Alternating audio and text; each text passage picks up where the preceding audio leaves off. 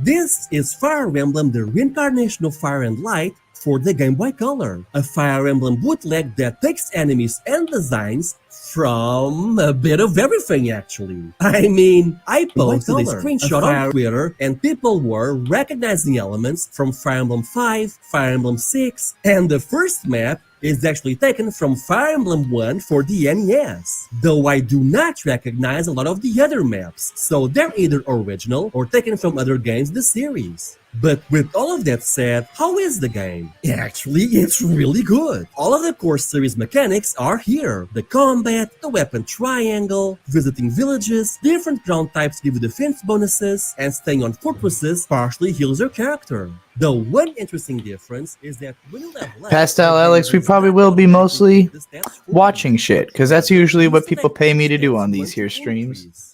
One issue this game has is that it does not tell you if different ground I'll types also be or showing a weapon playlist I types perform created. better or worse against Although someone. this is not You part of just have that. to This is memorize just a the video I before happen and to be after watching when stats I to clicked see if they're live. working as intended. Which, as far as I can tell, yes they are. And there's also no relationships or romance mechanics, although you do get money and get to visit shops between levels to buy gear and items. Sadly though, as you can tell, the game is in Chinese. I did download an English patch that turns most buttons into English, but the story elements remain in their original language. If only there was a way we could play this in English.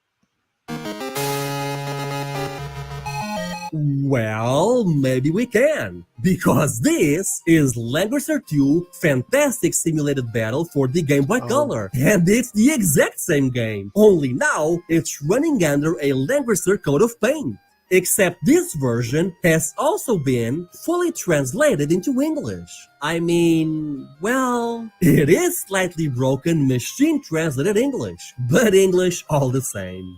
The sprites, backgrounds, and portraits might have been changed, but the core gameplay mechanics are still Fire Emblem. But you can tell that this was a rushed job, because the character portraits are not as well done here, and the battle animations suffer from hit detection issues. The worst Pastel part, Alex, though, is glad that the to have game you here. is constantly crashing. So I either want this everybody was to become a bad part of dub, my an emulator stream issue, era, or the original my Langrisser dream version era, is just that buggy, living inside which of is my weird dream because the era. Fire Emblem one Everyone's just runs living in my perfectly. dream. So you have a version that runs perfectly but is in Chinese, and an English version that suffers from various bugs and crashes. Okay, I'm tired of I this am video. honestly surprised.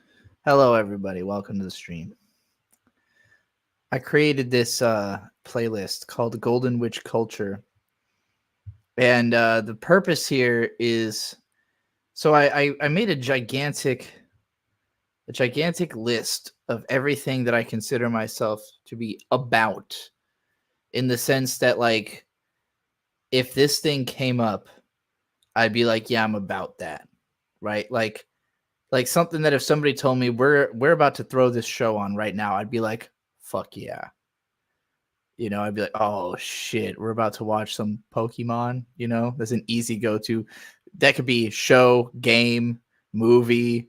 You know, like you tell me Pokemon's coming on, I'm probably gonna be like, oh shit, which one? You know, like hopefully not a shitty Pokemon, but there's a lot of good Pokemon. You know, so I'd be hype. And so I made this gigantic list, way too big to even try to show you because it would take an infinite number of streams to break down everything on the list. But I went through that list and I basically picked out everything that I thought I could be about effectively, if that makes sense. Like, most anime, I can't really be about it in an effective way, in the sense that I can't really generate support towards a show in a way that I think is going to benefit the show and its creators, because ultimately those shows are usually owned by some kind of conglomerate entity, and the people who are actually responsible for making it good are pretty much paid up front, and they're not really getting residuals from all the, you know, So I'm like, what can I promote where like I know that the person that I like specifically, the creators I like specifically, are going to see a benefit from it, you know? Uh, Regardless, I mean, some of the musicians I might back, like might be backed by, bigger corporate entities, but I'm just trying to spread the word about some people, I just want to see you all at the shows of some people. I want to see my fans commenting on YouTube channels I like, I want to see the people who watch this show being almost associated with these things because of the fact that we have a taste for them.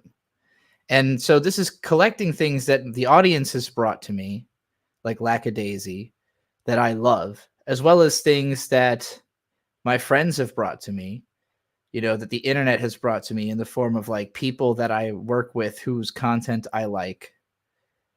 And then just stuff that I consider to be like the very best from people who I've met in particular, people who I know are cool, people who I personally back, not in a sense of like, oh yeah, that guy makes cool YouTube videos, but like, no, I'm friends with that guy and he makes cool YouTube videos, like that's so this is like a combination of just the absolute pinnacle of like, so Beef PC, if I had to characterize in one video all of my values about media, everything that I think makes media good.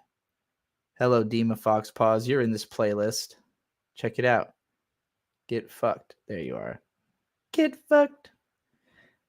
We'll get to that.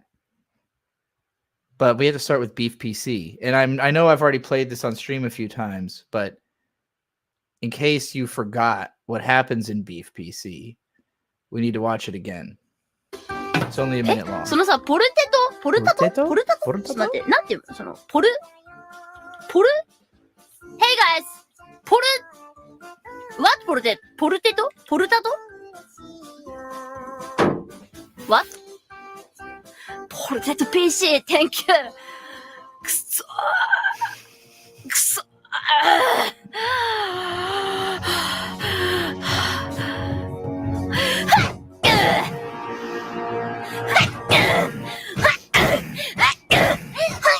Porteto PC!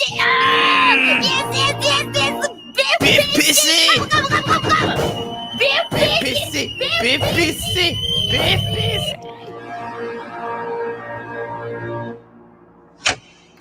Oh my god!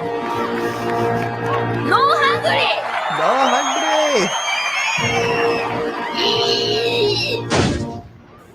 Big Mac PC! Oh my god! Yeah, so that video obviously had everything. Cute Japanese girls speaking nonsense English. Beef, lots of beef. Both fast food and non-fast food had PCs. It had an event, some kind of event in it. Perfect video. Porteto PC. Okay. This is... So, if you haven't been keeping up with the streams, Lackadaisy is this started as a comic. I have not read any of the comic. I've watched most of the animations and animatics that have been made out of it, which have made me intensely curious to go read the comic and get more into this universe. It's probably my favorite like mainstream-ish. Like, it's not, I wouldn't call it mainstream yet, but I think it will get there. The most mainstream appealing, like, furry content that I've greatly enjoyed, particularly for these two characters, which is why I chose this short.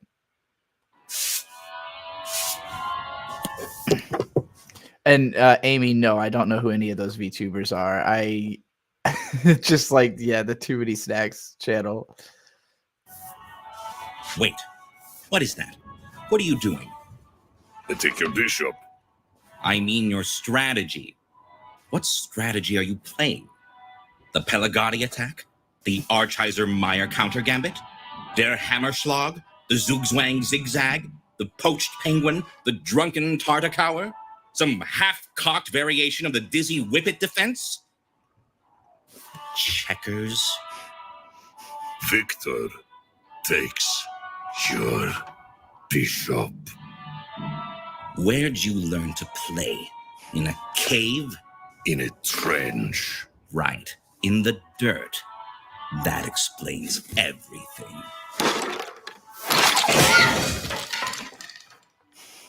There it is. The Victor offensive.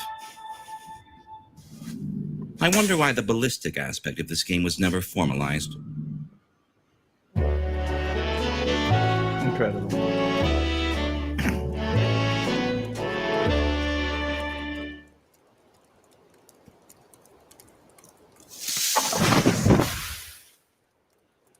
I want this plushie, goddammit. That one. Yeah. Oh, I didn't know you could. I didn't know you could do that. Like embed a link to a store on a YouTube video. That's neat. I want this plushie too. Somebody buy me these goddamn plushies, please. My birthday's coming up soon, and I can't be spending my money on plushies, but you can. Anyway, I'm not sure if this will get blocked. It doesn't have any information that says it's like owned by a major label that's going to take my video down. I hope Alice Long Yu Gao would be cool with me playing her music video on my channel. But I would say that the general ethos I've been bringing to my rants, let's hope heteros fail, learn, and retire, pretty much sums it up. So, you know, I'd say this is a pretty good representation of the ethos of the channel. Also, Alice Long Yu Gao is just amazing. Absolutely iconic artist. Imagine a world with no heteros. Got apple pie. Pastel Alex, I agree that those two cats need to kiss.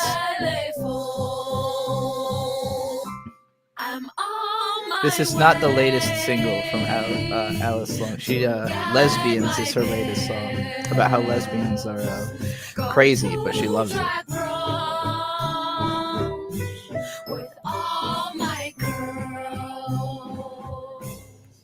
I screamed, I woke up, I'm covered with cold sweat.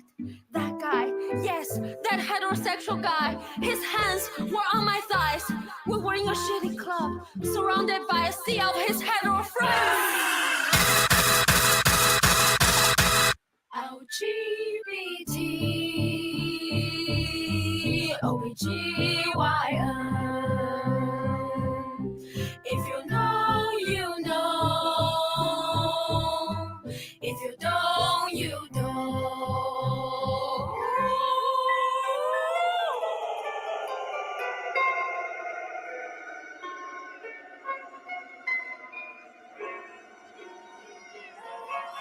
Yeah, I love that little fucking character design there. Let's hope heteros fail, learn, retire. They're intimidated because I'm bored, cunty, sexy.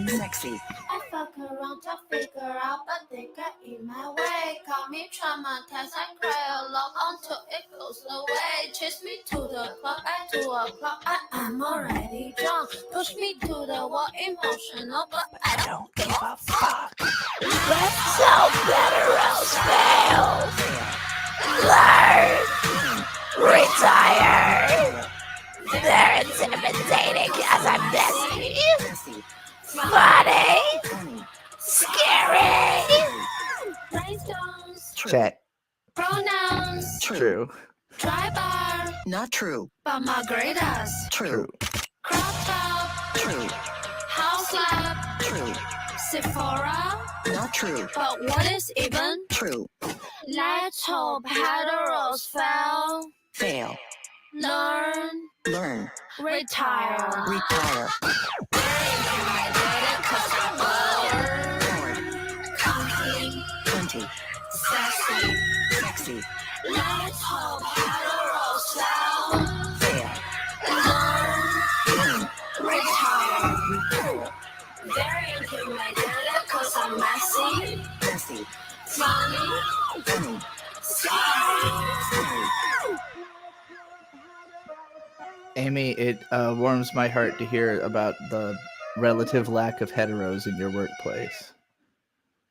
I hope everyone else can be so lucky.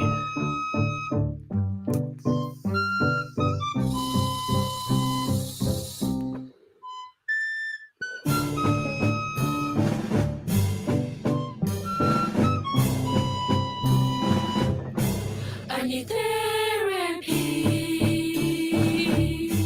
and better help. Use code LG for 10% off. We can talk about Or we can zap.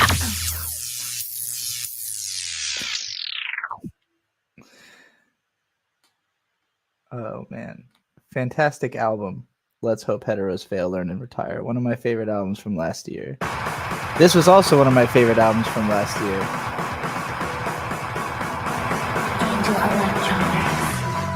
Wish I could see the future. I wish I could see further. Don't even know what I work for every day. I have to do it every day. Try to save the world with my music. I don't know who can use it, but I hope that if you're out there, the song will find you well. Even though I've never met you, I think you have such potential, and I hope that you know what your love means to me. I am praying while I'm falling that you can find a higher calling, and maybe we can set each other free. I wanna know where the rainbow ends. I wanna know if it can keep me from falling apart. I wanna know where the love kicks in. Save me from the darkness of my heart. I wanna know where the rainbow ends. I wanna know, does life really imitate art? I wanna know where the love kicks in. Save me from the darkness of my heart. I can hear the night sky bleeding. Every day, it's getting darker every day.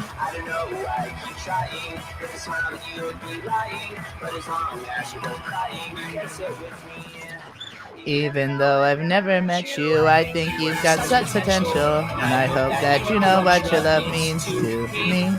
I am praying while I'm falling that you can find a higher calling, and maybe we can set each other free. Slipping through my hands, is this all there is? Are we forever damned to think we ever live?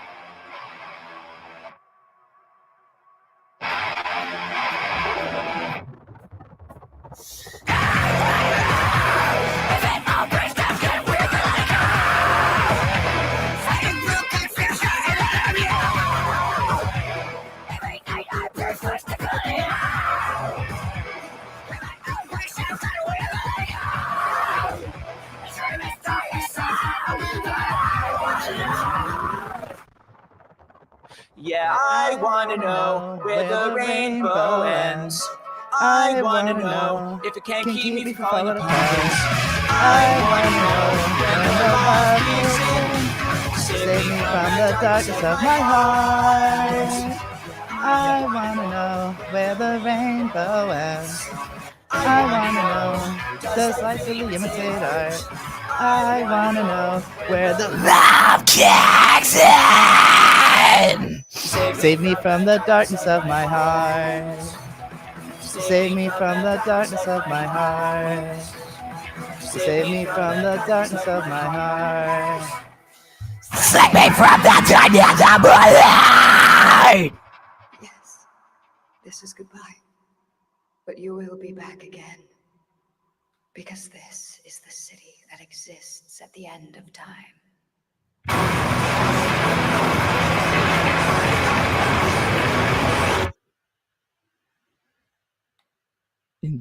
Indeed. Amazing album. Love everyone involved in that. I haven't actually seen this video yet. Billy the Fridge. Very, very cool guy, part of the Drunken Peasants podcast. Amazing rapper. And he put out a new album. I don't think this song was on his new album. So I assume this is a whole new song. But this video just came out today, and I was like, hey, new Billy the Fridge video. I'm throwing that on my playlist. So we're all going to find out what this is like today together.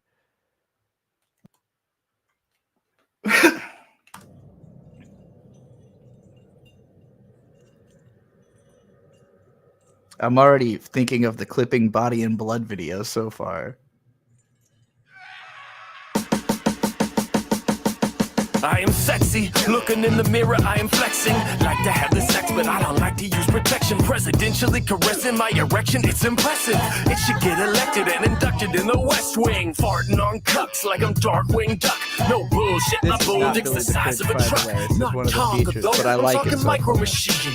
With microaggressions in every thrust of my micro peen. Pass the Vaseline, give your boy some lube. Hot dog, my rod's got piggy in this porky tube. This is how I shoot my splooge, rocket shot a goopy goo. Solve the mystery of the missing pubes like Scooby-Doo. Smoke a doobie too, cock-a-doodle-doo. My rooster will wake you when it breaks into the hole you poo. From I'm in your bum and I ain't sticking in my thumb. My little cracker dick is just a bit more like a crumb.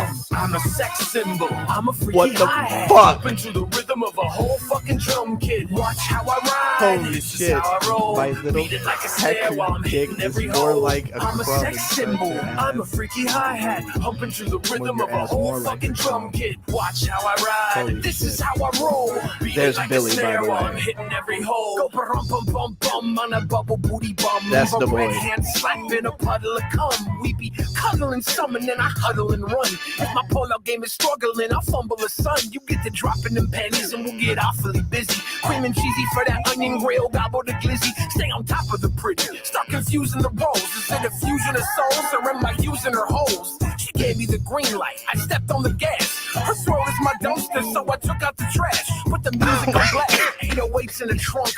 Dick them to the kick drum. Jism hit them in chunks. Truffle shuffle the trouble slack. Put it on OnlyFans. Double dutch your bubble butt. Stir macaroni pants. Do the baloney dance. It's always hard Do to the stick baloney when dance. I die. Bury me between Dolly Parton's titties. I'm a sex symbol. I'm a freaky hi-hat. Humping to the rhythm of a whole fucking drum kit. Watch how I ride. This is how I roll. Beat it like a snare while I'm hitting every hole. I'm a sex symbol. I'm a freaky hi-hat. Humping to the rhythm of a whole fucking drum kit. Watch how I ride. This is how I roll. Beat it like a snare while I'm hitting every hole. If you're a purdy bird, I got a dirty worm for your sturdy turd hole. I am squirting sperm in your curly pubic hair. Who would care if I do it there? It's already a perm, girl. This is fucking amazing. Starting like third world, needing my nutrients, secret ingredients, bleeding like hooligans, running the juice again, turned into a crime.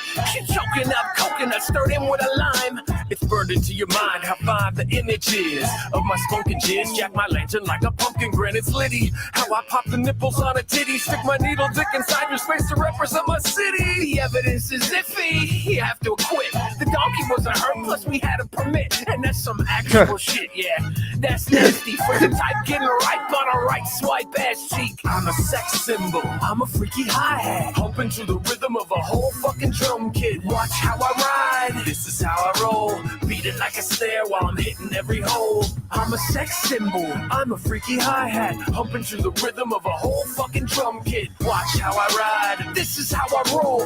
Beat it like a snare while I'm hitting every hole. We're pulling birds like Hefner, Wilt Chamberlain numbers, so absurd. Caligula orgy, horny as Aphrodite. Nobody's as sexy as Fridge and Type B. We're pulling birds like Hefner, Wilt Chamberlain numbers, so absurd. Caligula orgy, horny as Aphrodite. Nobody's as sexy as Fridge and Type B. That was fucking incredible. I gotta say, lately, that was my actual first time hearing that, so this was my reaction on the spot. I've been listening to a lot of Cupcake lately. It's a woman, 27-year-old woman named Cupcake, rapper, who comes harder and dirtier than anyone else I have ever heard.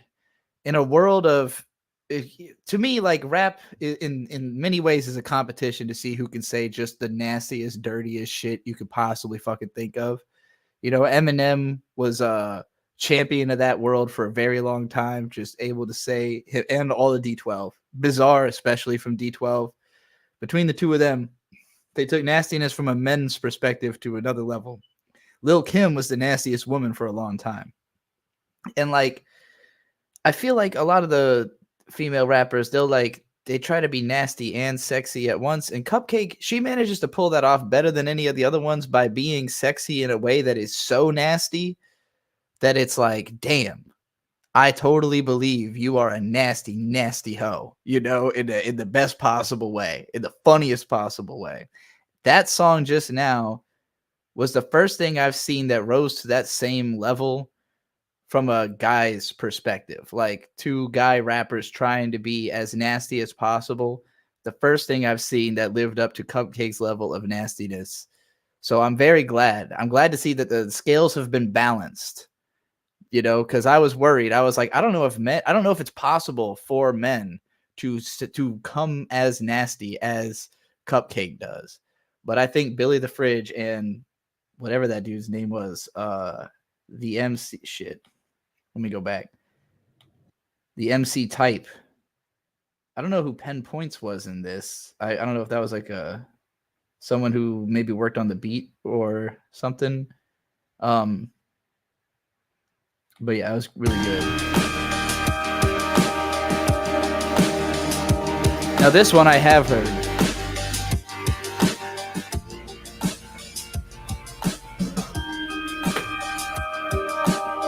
But I haven't learned the lyrics yet.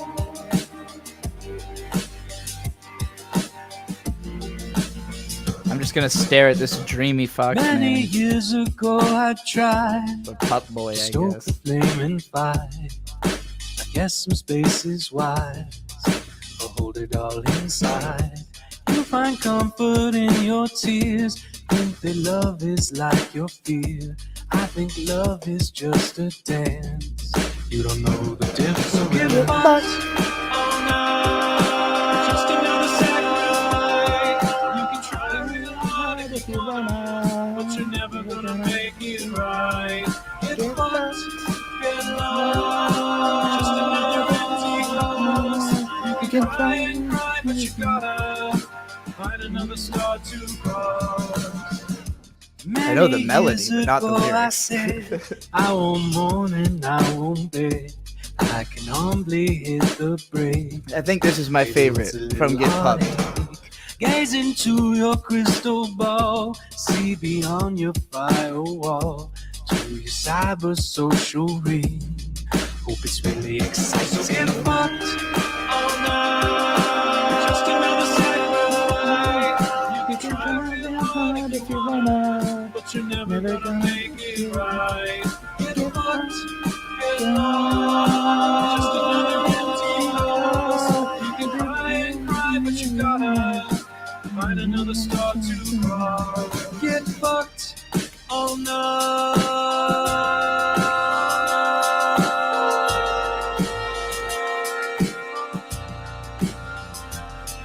Get fucked, oh no.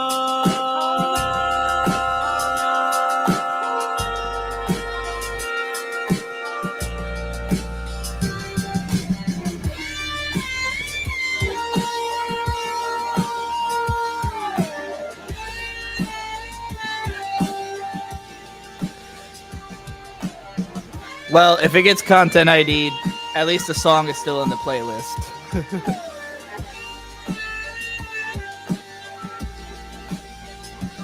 So get fucked all night. Just another sacrifice. You can try real hard if you wanna, but you're never gonna make it right. So get fucked, get lost. Just another empty cause. You can cry, cry if you gotta find another star to cross.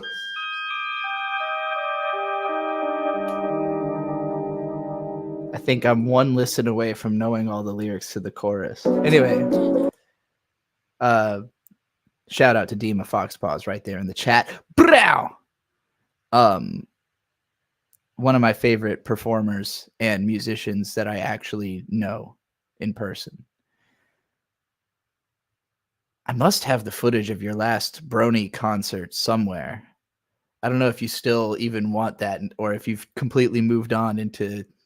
I don't know if Dima Foxpaws is a fresh start, and you're just gonna cut off all that old music. But I'm down for whatever. All right, Cakes to Killa is the absolute queen of gay hip hop. Actually, I don't remember what album this song is on.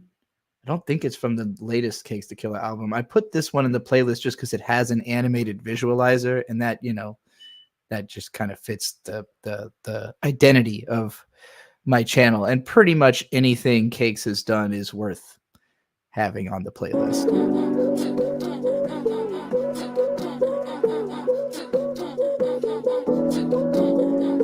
I also don't know how much of a copyright risk this song is, but fuck it. Skin tone, Keisha in a two-seater. Windows is tinted black like my features. Run back your time, I know I'm the reason the girls could work outside of prize season. Left my man, I'm back on the market. Pull it to my bumper, no time to park it. That one there right there is the problem. Think I found myself a new target. I just wanna have sex tonight. I just wanna have sex. Pastel Alex, not only do I know Cecily Renz, but me and Dima Foxpaws, who you just heard, are both on an upcoming Cecily Renz song. That's going to be very, very good. I don't know if that's something I'm supposed to tell publicly, but I'm letting you know. Because I'm looking forward to it. You just performed with her at Anthrocon? I didn't know y'all performed there. That is awesome. Is there footage of it?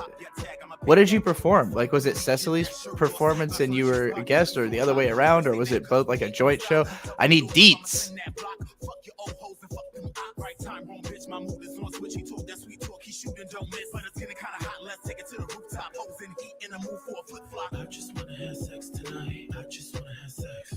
Of course, guy says that twerking animation is the best thing ever. You should see the let me see if I can find the famous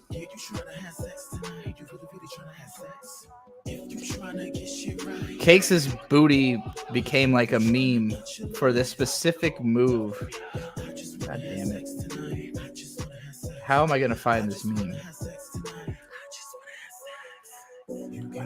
Google is not helping me find Cakes' ass meme. Hold on.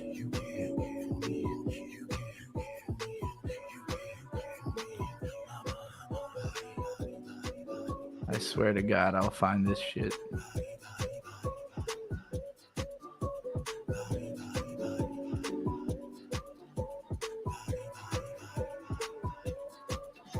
Damn, I know you tweet a lot, but maybe I'm not going to be able to find what I'm looking for. Okay. I thought I was going to find this booty twirl real easily because I remember seeing a lot of tweets about it when it happened. But there's like a moment in one of Cakes' music videos. Anyway, it was like a meme for a little bit. I've talked about Brandon Rogers plenty on this channel. This video, I've never been able to decide if this is the last video you should start somebody with for Brandon Rogers or the first video you should start someone with, because it is all of Brandon's characters roasting him.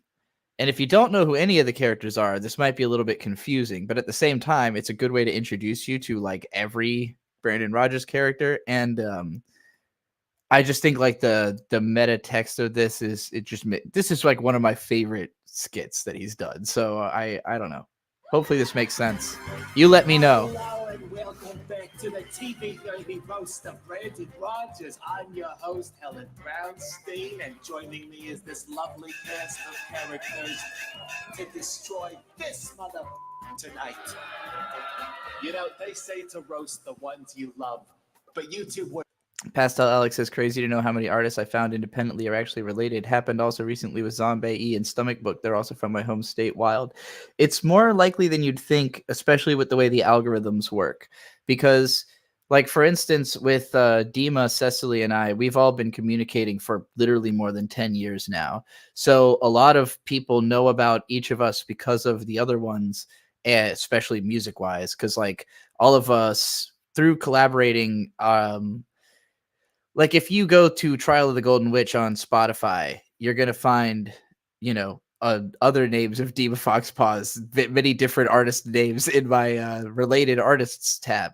And so, like, algorithmically, we're connected. And so if you get recommended stuff based on what you listen to any one of us, the other ones are tremendously more likely to get recommended to you, especially when it comes to really small artists who the only real meaningful connection they have algorithmically is to one another. So when you start listening to even if they're like medium size from an indie perspective, but like suffice it to say, when I started listening to trans artists on Spotify, it found every trans musician for me, because like there's a tendency of trans artists to have worked together, to have promoted one another. And so as soon as you get like clocked by the algorithm, it just keeps giving you trans stuff. So, it's just the way it works. That's how the technology works. It's actually kind of helpful for all of us. It's helped. It might literally have made the level of groundswell that like trans musicians have possible. So that's why we all have accounts through Spotify and YouTube and all this. These companies we know are evil and we don't like, but hey, oh Massa, please give me that money. So, Wouldn't monetize us if we put a juicy vein riddled on that throne. So we had to settle for the next closest thing with 2 eyes and a pulse. Brandon, I wish you created me before you lost that juicy ass. Then maybe I'd have a chance at a decent set of tits, you flat fuck. And then you have the nerve to put me in all this makeup. I look more like a clown than that guy. Well, at least you don't have to get into my makeup. Shut the fuck up. He only paints your face. He does my whole body. Even the butthole. I'm sorry, who the fuck is this character? I'm a sleep paralysis demon, you fool. I don't know what that means, but it sounds French and offends me. Well, I'm just here to have a laugh. That's the spirit sound. And to find out which trauma you birthed me from. All right, Helen, I call first. Because of this man before us today, I wouldn't have met many of the wonderful people I know now. I wouldn't have met my therapist, my lawyer, and Rule 34 artist who make it a science to draw Disney characters chomping at my snatch.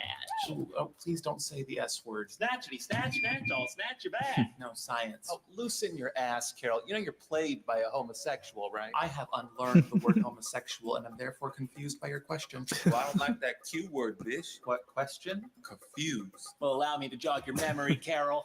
That's a homosexual.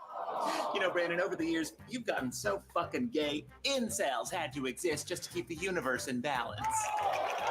You've gotten so gay, they had to uncancel James Charles just to remind people the internet still has men. Oh, look, they're giving me the red light now. Please keep using styrofoam, people. The ozone is almost a memory. The and red donate light. to the Kickstarter link below to launch Greta Thunberg into outer space.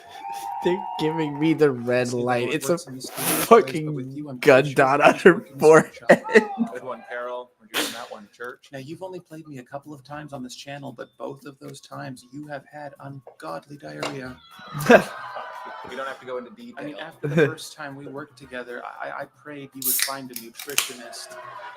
Every time you portray us, we have to digest your food. Hey, he's got to digest ours, too. Hey, well, Helen, Yeah. you know I don't eat carbs. Oh, well, I do. God damn it. I think it's real fun. You like Jesus. You don't know how to use condoms. I lost my hands. You're a pervert. Oh, wait.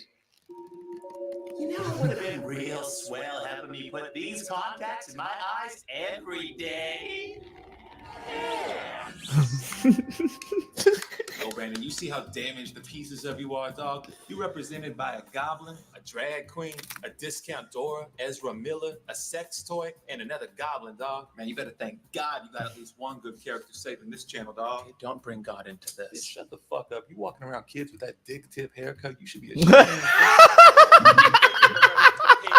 Brandon Roger, more like Brand Dummy Loser.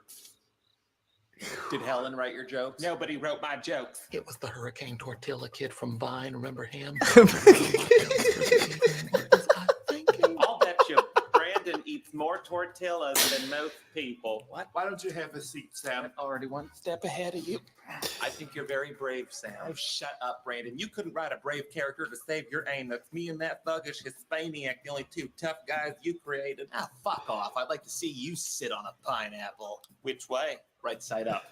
You're crazy. All right, time to pop that Advil, everyone, because our next speaker's voice has a decibel range that could fuck up a NASA probe. Hey, you're going to need an Advil for when I take a knife and start connecting all the holes on your body. You don't got no knife. They patted everyone down on the way in. Didn't pat the baby. Oh, shit. I am not your son. I know that. Because if you were, you'd be in a clinic trash can in the 80s.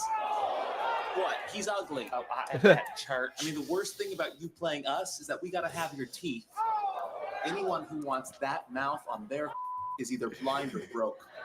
But I will say you are an inspiration. You inspired Filthy Frank to choose a different career path. Oh my god. Now put your hands together for this green cum shot. It's America's horniest terror. Yeah, you know who I am, TJ Maxx. Look, Brandon, I made a list of all the creators who make better content than you. A fax machine, a McDonald's ice cream machine, a pimple, a crematorium, an oil spill, most toddlers, and Anthony Padilla. Okay, that one was below the belt. You know, I've seen what's below your belt, and trust me, I didn't sink no battleship. That's right, you sunk a life raft with wards. You two need to get a dungeon. You've been a shit-covered crowd. I hope you all die in your sleep. Tonight was a fucking waste of lipstick. I'd like to say a few words if that's all right. Yeah, sure. God. Now, I know each of you has gotten me to where I am today. I wouldn't be here without any of you. But you will always remember who is in control. Wait, what's happening? Got him. Damn it, he made us learn blocking. We didn't give our consent for this choreography. You didn't consent to singing either. Hit that subscribe button. Hit that subscribe button. Hit that subscribe button. Smack that bell while you're ready to. Smack that bell while you're ready to. Smack that bell while you're ready to. Thank you so much for tuning in this evening. And remember, no one can hate you more than the pieces of yourself. True that. No one's even tried. What's up, YouTube? Oh shit. Trixie. It's And me. I What the don't know how to fuck? Turn on this Coleman stove. Oh So no. I had to call Bird. Good thing a big man is here. Rescue me.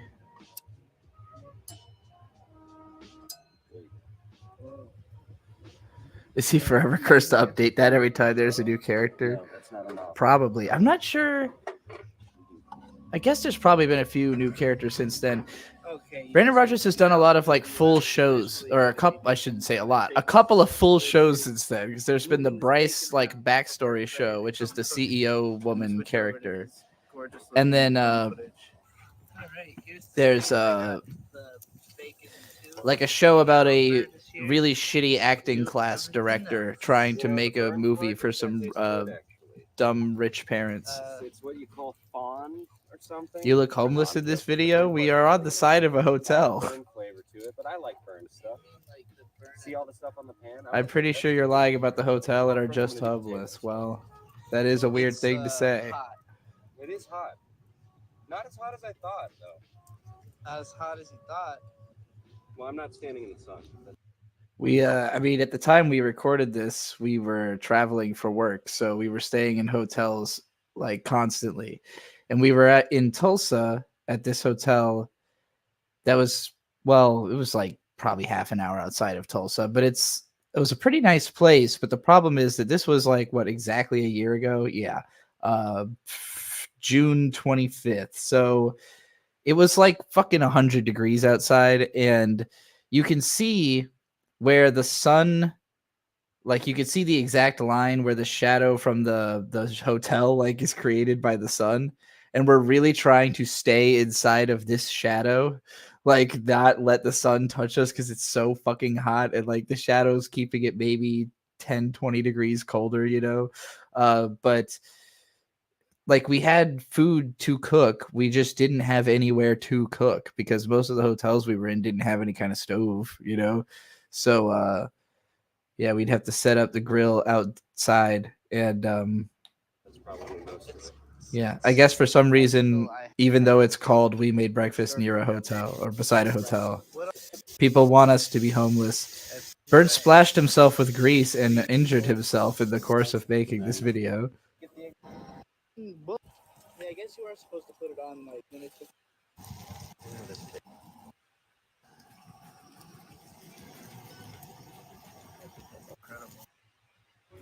Yeah, I added lime to that, and it hurt my eyes. Just doing. You could fry an egg on Chickasaw Chickasaw National Park recreation. area, and yeah, we were camping there for like 3 That looks nights, fucking good and, as shit. You know, we were going to the Sooners grocery store. I know exactly what it tastes like, so I know it's good as shit, and I'm looking at it and I'm like, damn, I'm not even hungry, but I'm like becoming hungry looking at that. I can't look at that. Now is the fun part of that. Yeah, where you eat it. Oh my god, those fucking pink flip-flops. Barbecue area right now, which gonna be. Oh, I don't know what happened to those. I assume I threw them away or something.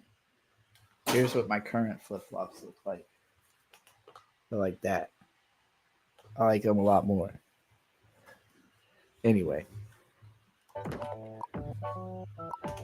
Oh, hey. Read my comic. Link in bio. All right. Slow and steady.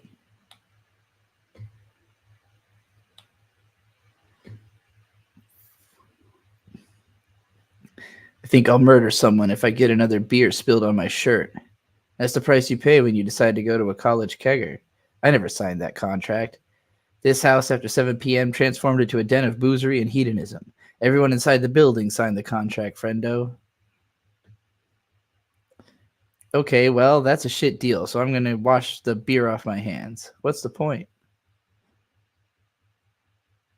Looks like you need help. Yeah, I need help getting drunk off of stuff that doesn't taste like shit. And these ciders are the solution? Are you telling me you don't like ciders? That's embarrassing for you. No, it's embarrassing to be on your tippy toes for 15 seconds when there's a step stool right next to you. It sounds like me and Bird having a conversation. And for the record, I do like ciders. You think you're cool right now, don't you? The smugness is palpable. That's a weird way to say thank you. Yeah. Thank you, Mr. Charlie. Oh, sick. What's it like having a factory where you make world-famous chocolate? Haha, what's your name? Fiona. Nice to make your acquaintance. I see you around campus every now and then. It's nice to put a name to the face. Mm-hmm. Some people are already passed out in their puke. I think we're far too sober right now. I think you're right. Is this... Oh, they're diving into the pool. Getting drunk. Hey, looks like she's touching on his leg. People are literally like falling off the balconies and shit. Dudes are making out. They're making out. So what made you want to talk to me? I've seen you around. My reputation precedes me. Am I a celebrity? Okay, don't get a big head about it. I just heard about shit you do for clubs and whatnot every now and then. So you've heard of me multiple times. You're a stalker then. I'm leaving now. No, I'll kiss you more if you stay. How about I leave and you leave with me and we kiss in private? I have a dick, just so you know. Congratulations. So how are we getting out of here? Princess Carrie? Maybe I sling you over my shoulder? I'm a dignified lady. Obviously the Princess Carrie. Well, let's get to it. Woo! One fuck later. That was good. That was really fucking good. Okay, I'm glad you said it. I didn't want to...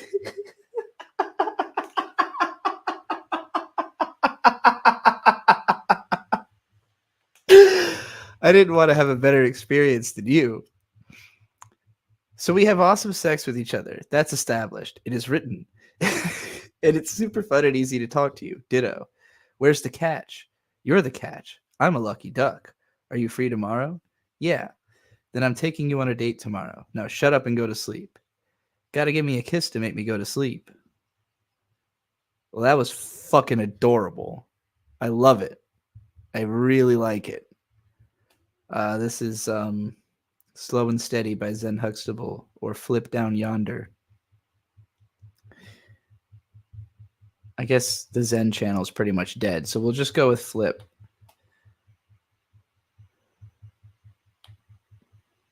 That was fantastic. I really enjoyed it. Okay. What's up, YouTube? No. We're still in a playlist. Good afternoon. Welcome back to Encyclopedia Yes. Zone. My name is Don Jolly. I am the editor-in-chief of The Zone, which is the internet's premier home for literary shitposting. Not anymore. And my essay, Sexuality in 3X Scientology Narratives, is available in the Brill Handbook of Scientology. Look for it wherever $217 textbooks are sold. Today, we've got kind of a difficult topic to discuss. I promised on Twitter that I would talk about this if I broke 1,000 subs, and thanks to DigiBro shouting me out in his wonderful video about underground YouTube content. Thank you so much, Digi. No. We've blown past I 1,000. don't know nothing about We are now that. probably going to break 1,500 subs on the channel this week. So thank you so much, everybody who subscribed. 1,500. Welcome. Oh my God. And I 3.5K apologize before he because today stopped we need to talk being a about Barnacle YouTuber. Jim. Who's Barnacle Jim, you may ask? Looks like he posted an article just the other day. His face? You know what? We don't need that video. It's 25 minutes long. I will just read you the latest Don Jolly article. Vermilion Glands. Posted July 4th. So that was like a week ago. At midnight, I heard music playing from the abandoned nightclub among the dunes at Lagoon West. So I put my little rubber earplugs in and ate some melatonin gummies.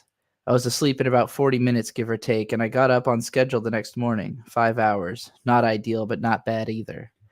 I keep busy, been working on myself these days. Retirement is one big recess, so I don't really pay much attention to the stopping and starting of the world. I wrote some influential software about 10 years ago. That work paid dividends. I'd always heard about this place as it was in its glory days. That's why I settled here. At first, I thought I'd leave the computers behind and see if I could become a painter. Not famous, you understand. No need for that hassle. I never wanted big gallery openings or anything like that. I just wanted to paint little landscapes and sell them on the boardwalk. Tell lilting local stories. That dream lasted about 6 months. I ran out of red paint and never replaced it. All I have these days is an old tube of titanium white, a forest green I never opened, and a rolled up lavender that's down to its last squeeze. I couldn't paint vermilion sands if I wanted to. I'm not a hermit. I see people, mostly the other middle-aged guys, who I suppose are my friends, on the patio at the Blue Cafe. There's Luther Cross, who is a real painter, and Matt Jesse, who lives off royalties from a network television show he was on when he was just a little kid. There's Martin Zayman, who owns a record store, and Travis Clark, who noodles around with a lot of things but inherited so much money that he doesn't feel much motivation to pursue any one of them for long. And then there's the telepresences. I have a teletrainer 3 times a week, a teletherapist once a week, and a teletutor helping me learn French also once a week. The town has seen better days, of course. Everyone knows that. But I have no want for company. The building stopped singing about 2 decades back. The living garments died in the emotive houses after a difficult and government-sponsored program of analysis finally achieved a state of healthy equilibrium.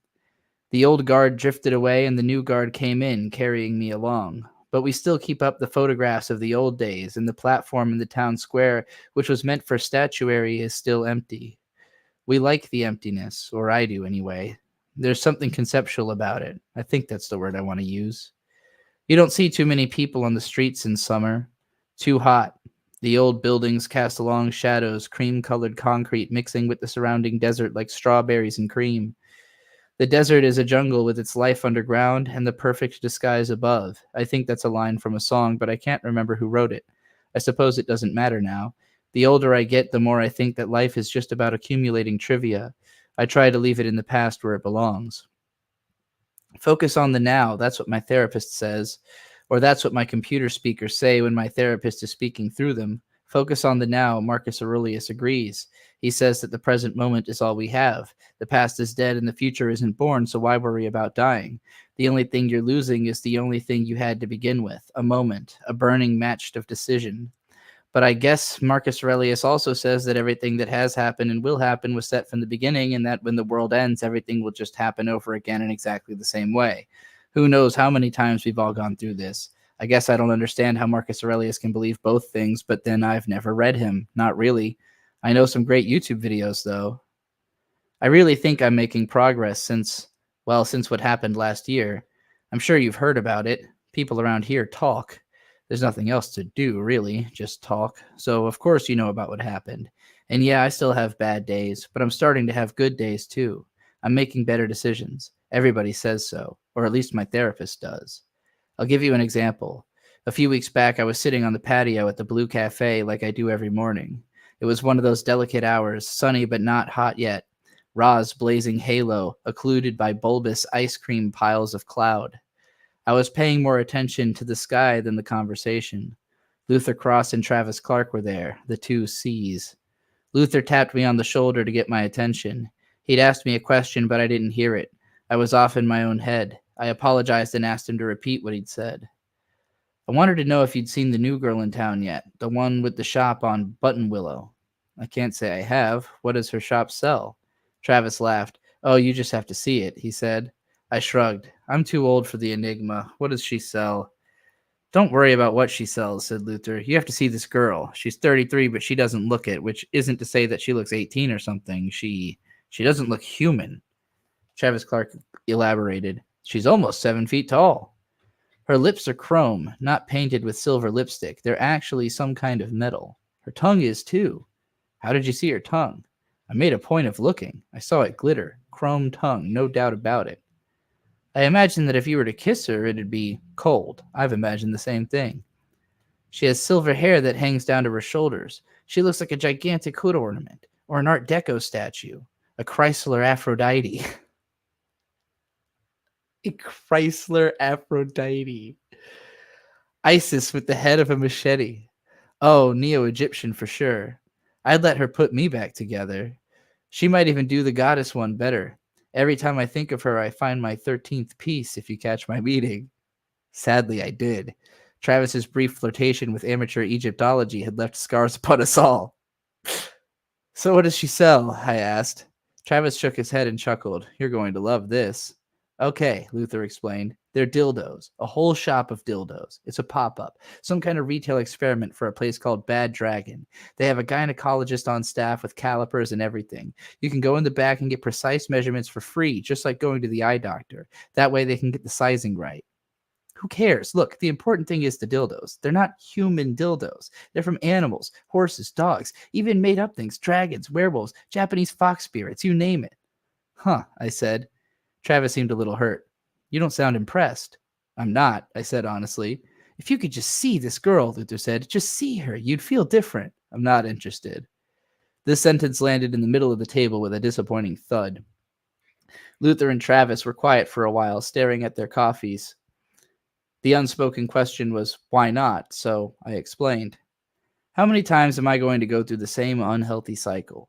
Some exotic, beautiful, and mysterious woman shows up, intertwined with some poetic technology, and one thing leads to another. Where does it ever go?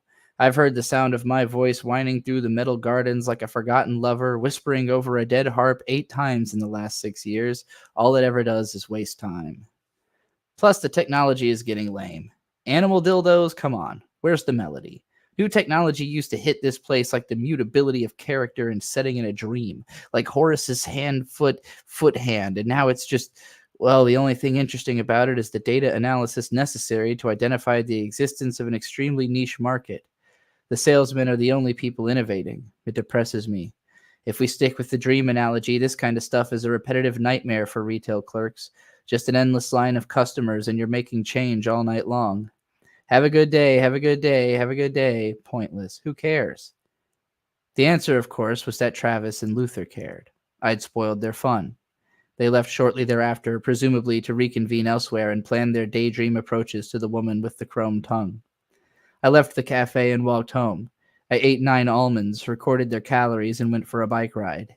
If the half-buried statues I zoomed past made a sound, I didn't hear it.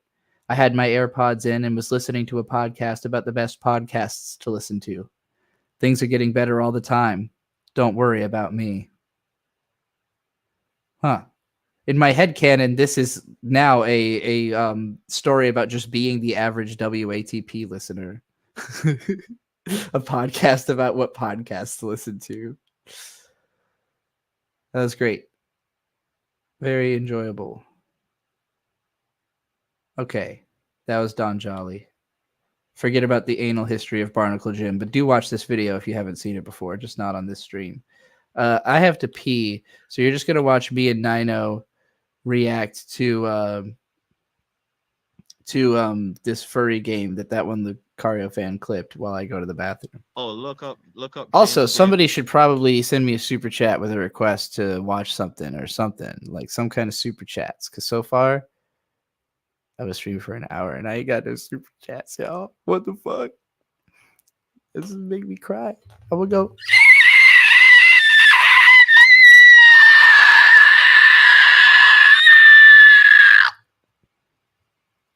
Anyway.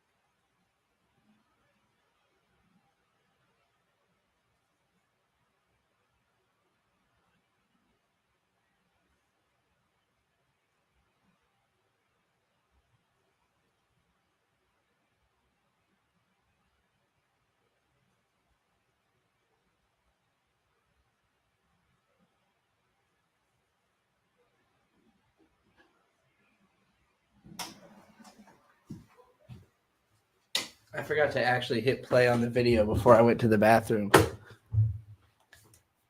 Whoops. Y'all can't rely on LaPusha all the time. Somebody else has to have some kind of money in this piece. You can't all be broke or from countries where your money is worth so much less than mine that it's honestly not worth. Diggity. Yeah, let's find out what this super chat's about. Or Luna said, look up changed game on Google and look, I'm sorry. Changed game. Changed. Oh, it's probably a game on Steam. Is it this game called Changed? This what we're talking about? I spent my money on a Rudder's meal. What is a Rudder's meal? That's crazy. Trapped in an experiment trying to find ways to make. Oh, is this like a Chinese game? I've never been to this place. It was made as an RPG Maker game, so you know it's good. It's a game about trying to maintain yourself. It's like a and not gas get station? changed. That sounds fascinating, actually. A difficult action puzzle game with a lot of chase. Well, that sounds anxiety-inducing and not like something I would enjoy playing. Also, it looks like it's about. Wait, is this a furry game? Is this about trying not to be a furry? Oh my god! I think apparently it's a curse. It's a curse video game. This seems to be about getting fucked and turned into a Well, fur. I guess like it's, various furs. Fuck you and make I guess it's all over Pennsylvania, southern Pennsylvania, and that's it. Yeah, that's crazy. You literally Maryland. fur. Yeah, that's crazy. You got fucked into being a furry, brother. What? Yo, this is crazy. Hold on. Yeah. We got to see what he's actually This seems reacting to to be here. about getting fucked and turned into a furry. Like various furs fuck you and make you furry, where the goal is to die. This is amazing. I miss the stupidity that you people love to send us. Oh my man. god. This Fuck game you looks know. awesome, actually. Yeah, no. I mean, it feels like it had to have been made for streamers. Said upload me to the machine, put me in this game now. Yeah, niggas want to get no. So let me continue breaking. Two Trixies talking at the same time is a bit jarring. Welcome to my life. If you're anybody who's friends with me in real life, you have to get used to hearing my voice 2, maybe 3 instances at the same time fairly frequently. It's just something you get used to. You'll be in the room and I'll be playing a video of me and talking, and I'll be talking while editing, and then editing a video where I'm watching a video where I'm talking or something. You know, you never know what's gonna happen. Down the thing about this. Yeah. So the nature of the mechanics of this universe is that you've got multiple forces at play. You've got $7 it would come. Again, gifted Trixie change, and I still haven't played it yet. Because I haven't confirmed whether or not it is too adult to play on stream yet. I haven't watched. Up next, we I have not watched Manny this. I have not watched this yet. Manny Muskets is a longtime fan of mine who became a fan of the Dick Show as well through me, and eventually started doing stand-up comedy. He ended up doing a set as the introduction for the Dick Show WATP crossover show in Philadelphia, where he's a native. And he's been doing just Philly dive bar stuff. His performance was the funniest thing I've ever seen. The funniest thing I've ever seen in person was Manny Musket's performance. And I won't explain why. Part of it was that he gave me mushroom chocolate not long beforehand, and also most of everyone else in the crowd. Funny in and of itself. To then go up and do the funniest thing he possibly could have done. Legendary. So I haven't watched any of these recordings he has of him doing stand-up. He was on one of the lives recently, and also there's been some clips from that, because Trixie Clipsy, at Manny's request, cut some clips from that stream where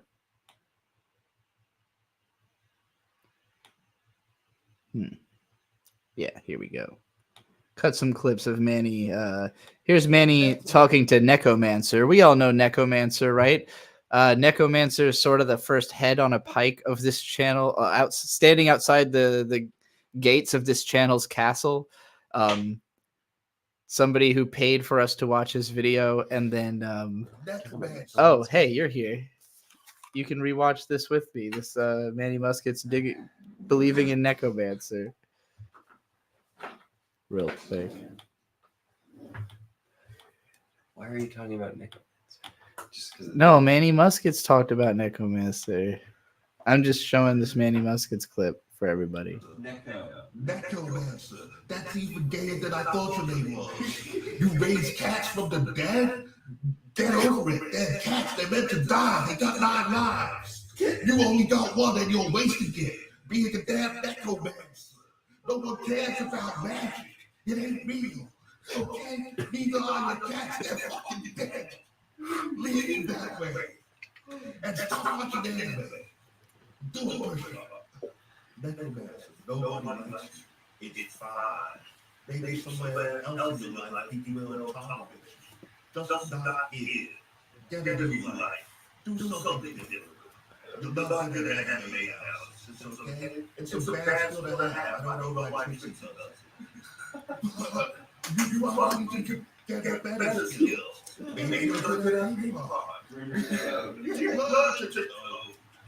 Go climb a tree. Go climb a tree.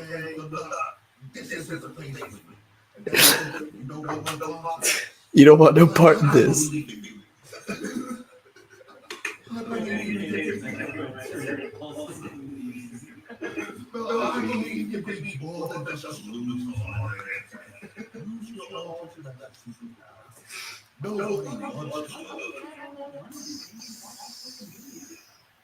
know you stole it out of us, and I'm not done for that. You're gotta do what we gotta do. But you should do something different. Because now you need to waste oxygen. And you know that oxygen, that came from a star somewhere. That oxygen has potential, so you should have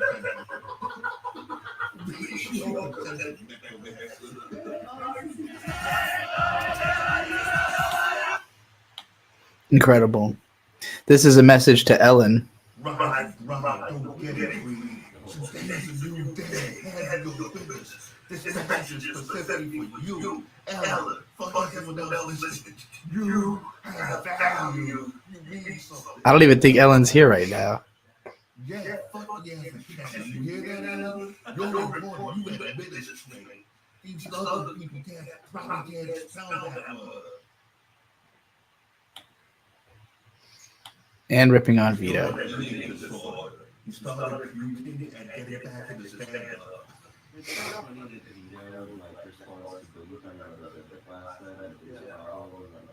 Yeah, I just started throwing up on those other things, and I couldn't do it anymore. Because I think it's primary. Yeah, it's supposed to not be. You know what? I can fix this reverb problem by just moving the microphone farther away. No, there's plenty of facts to this show. Like, fat and autism, it's not going to run out of the Dick Show community.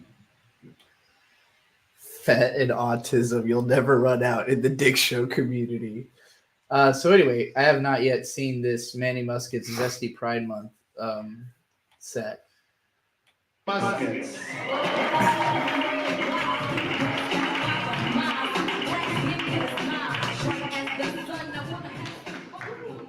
What up? It's Pride Month. I love that because all the lesbians come out. And I recently discovered that I have an equal chance of getting with the lesbian as I do with the straight woman. So I started rolling the dice a lot more.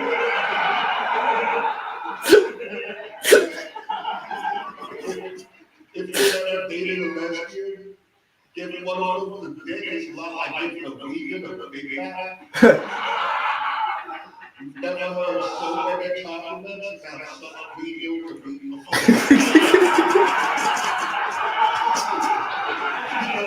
This is the best shit I had in 12 years. I tell you, I know she got plastic in it.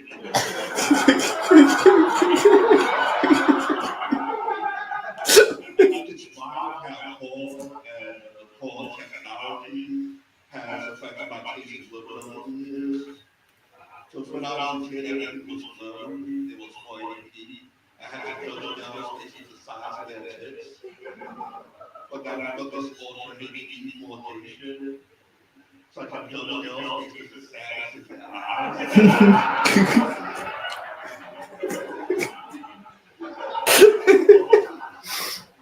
Well, the change my patient's liver was to have the kid by own. So that comes with like a whole new set of requirements and like qualifications.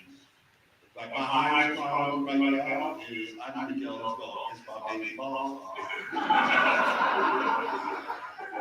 But what I'm trying to tell y'all is my girl's a bad potato.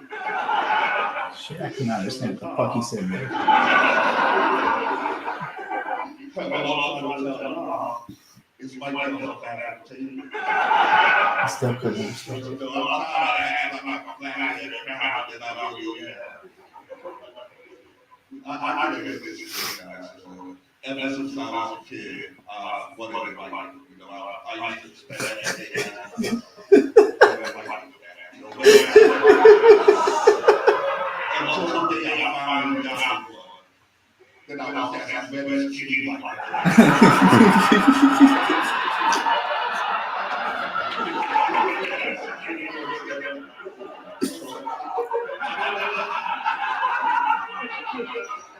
I don't know if you guys have to say algorithm.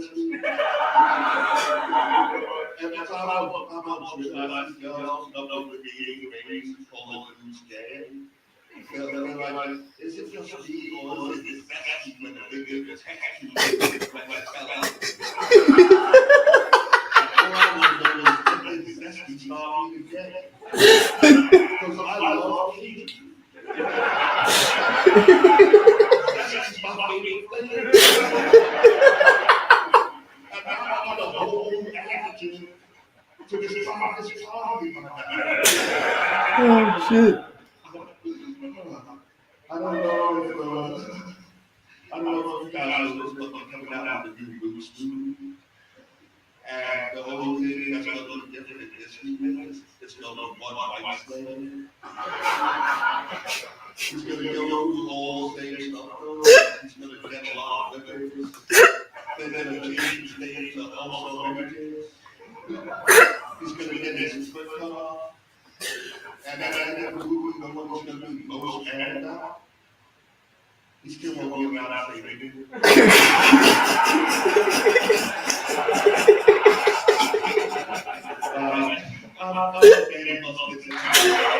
Oh shit. Oh, that was great. Hey, it's Min.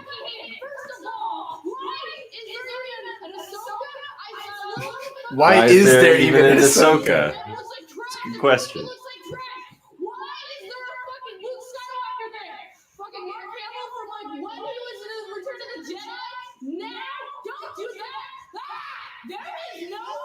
Is this part of your playlist? I see. The prequels is just a Star Trek ripoff done poorly. Okay, they're trying to do the whole political thing. No, not in Star Wars. Star Wars is not about politics. Even Kind of is. one is ruined by the CGI that they added. The Ewoks, first of all, the Ewoks make no practical sense. How are you going to destroy the Empire using rocks as a stick? They have guns. They have lasers. How They can't aim. It's true. They can't aim.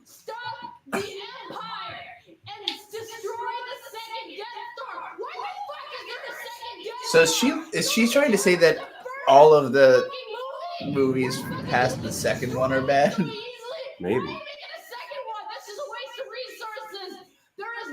Not an uncommon opinion necessarily, but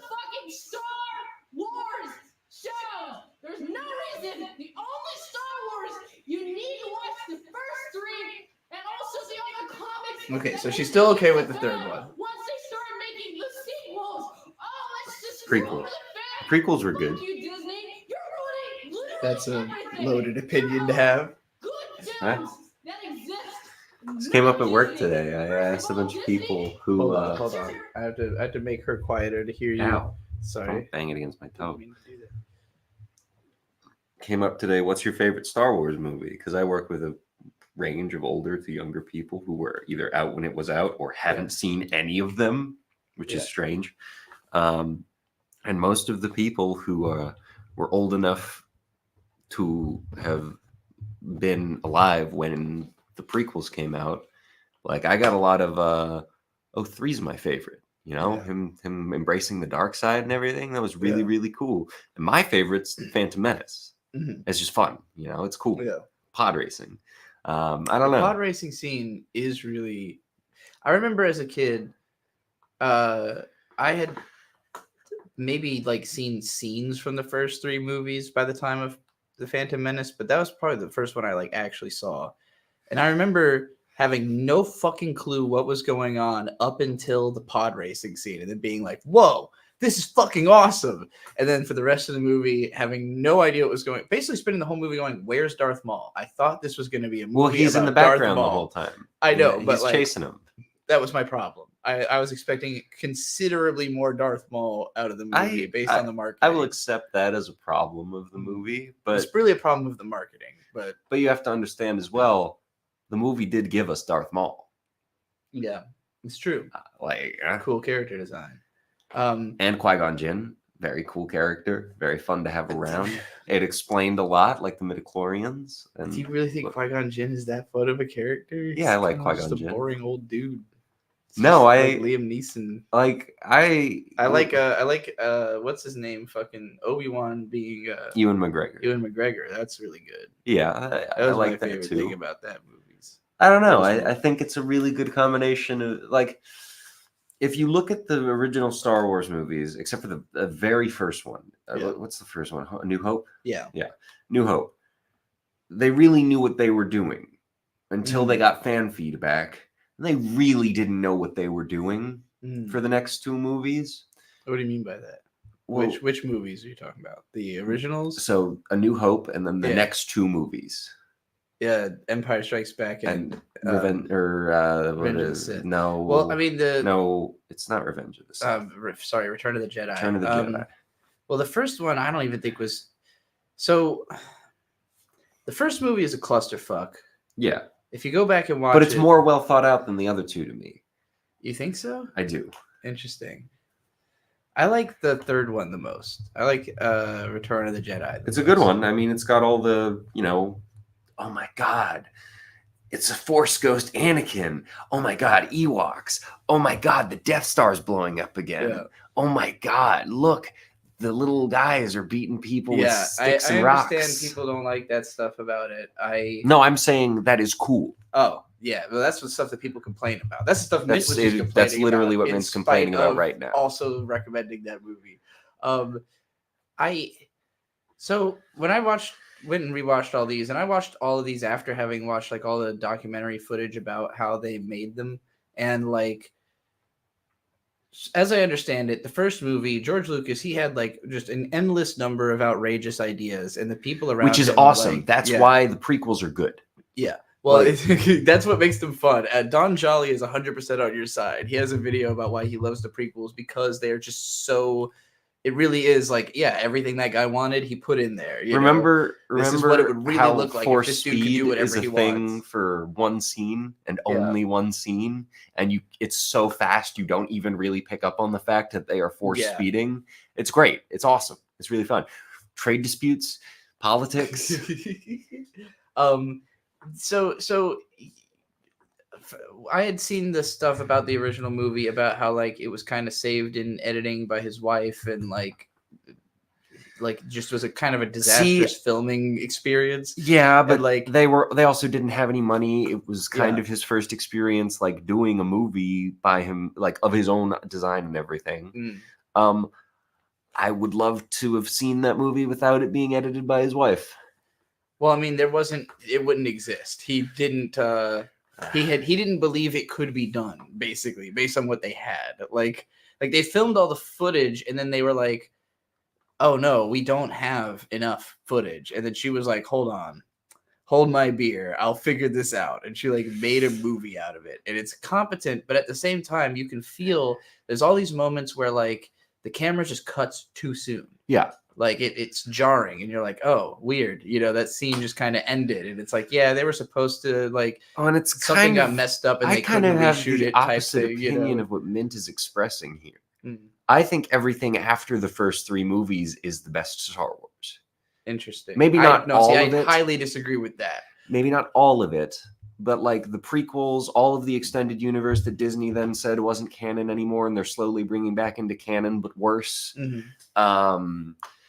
I don't know. Like once they had a lot of money to play around with, they had a lot of random ideas that George Lucas definitely was just like, oh yeah, I thought of this once. Yeah. Oh, hey, what if there was a guy who was a Jedi, but then he was a Sith, but then he was a Jedi, and then he was a Sith, and then he was a Jedi, and then he was kind of in the middle, and then he was a Jedi, and he was a Sith.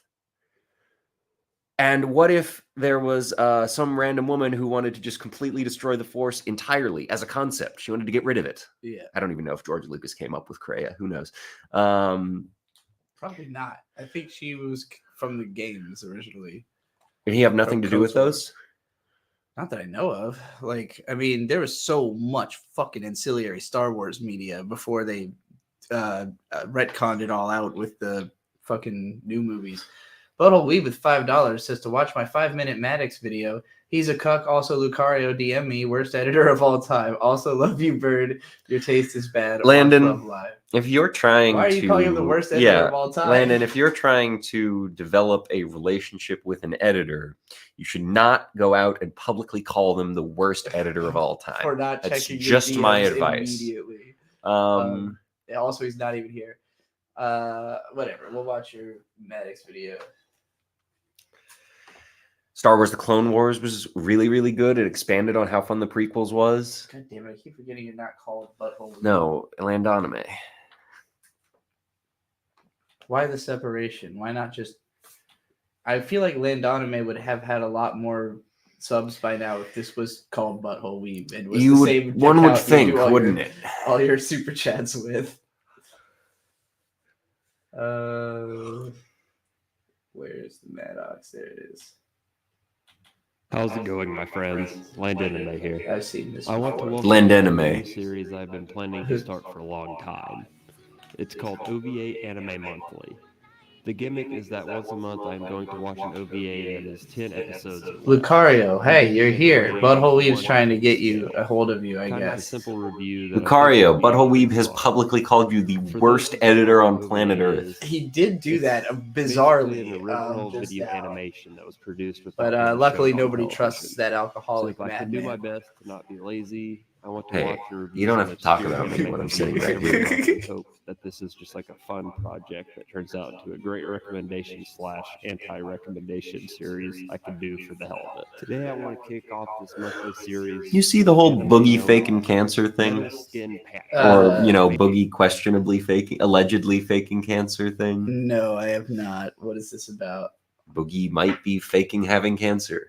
Do you think He was is? offered like $75,000 on stream last night to prove that he does have cancer. He was Uh-huh. like, "Oh, I have integrity. I couldn't do that." Well, he might be faking it then. I don't know. I'm surprised that he hadn't been tasked to prove before anyone believed anything he said in the first place, because he's a habitual liar and a narcissistic psychopath by his own description. I didn't think this was going to be a Maddox video. I thought it was going to be a Maddox video. No, this is how Maddox got his name. I know.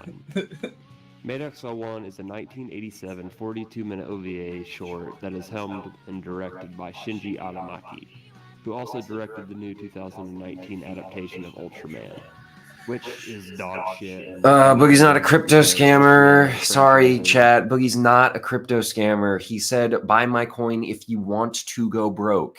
If you listened to that, you are the stupid one. Wait a minute. Hold on. Real quick. Aura Luna says, I decided from the start to only charge Landon $1 per 2 minutes of edited video. That is way too cheap.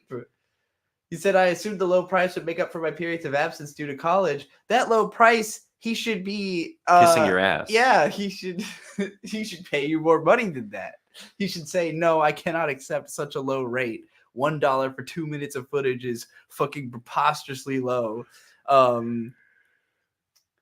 Maybe like $15 for 2 minutes of footage. That would be like at least a starting rate for like that'd be like a $5 rate, right? Like I don't know. I mean, a $5 rate would probably be $5. $5 a minute. That would make sense, right? $5 a minute, not $1 a minute.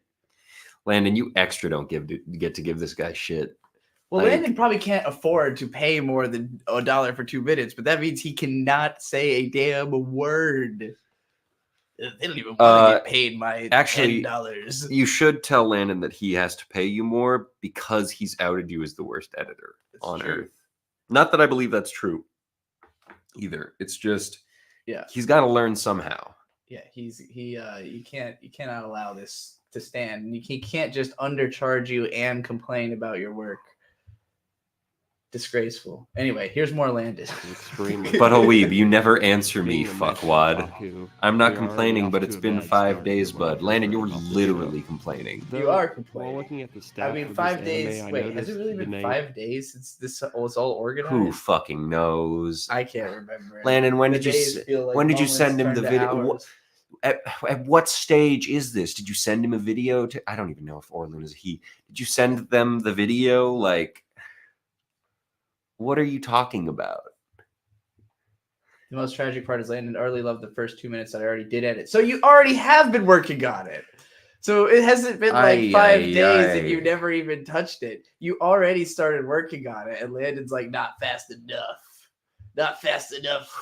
I need my videos. Landon's trying to like speed run the Devu thing. Beggars cannot be choosers. I'm sorry, Landon. You can't. You gotta. Landon hired me about 3 days ago, at which point I completed 2 whole minutes within just 1 day. Yeah, for someone who's going to college, that's entirely reasonable. The sane reaction would have been, my editor hasn't gotten back to me in 5 days. I'm probably not paying them enough to make it worth their time. Correct. I should pay them more, or I should offer to pay them more, or accept that it's going to take longer. You know, you have to be able to. This is, by the way, a message to Vito also.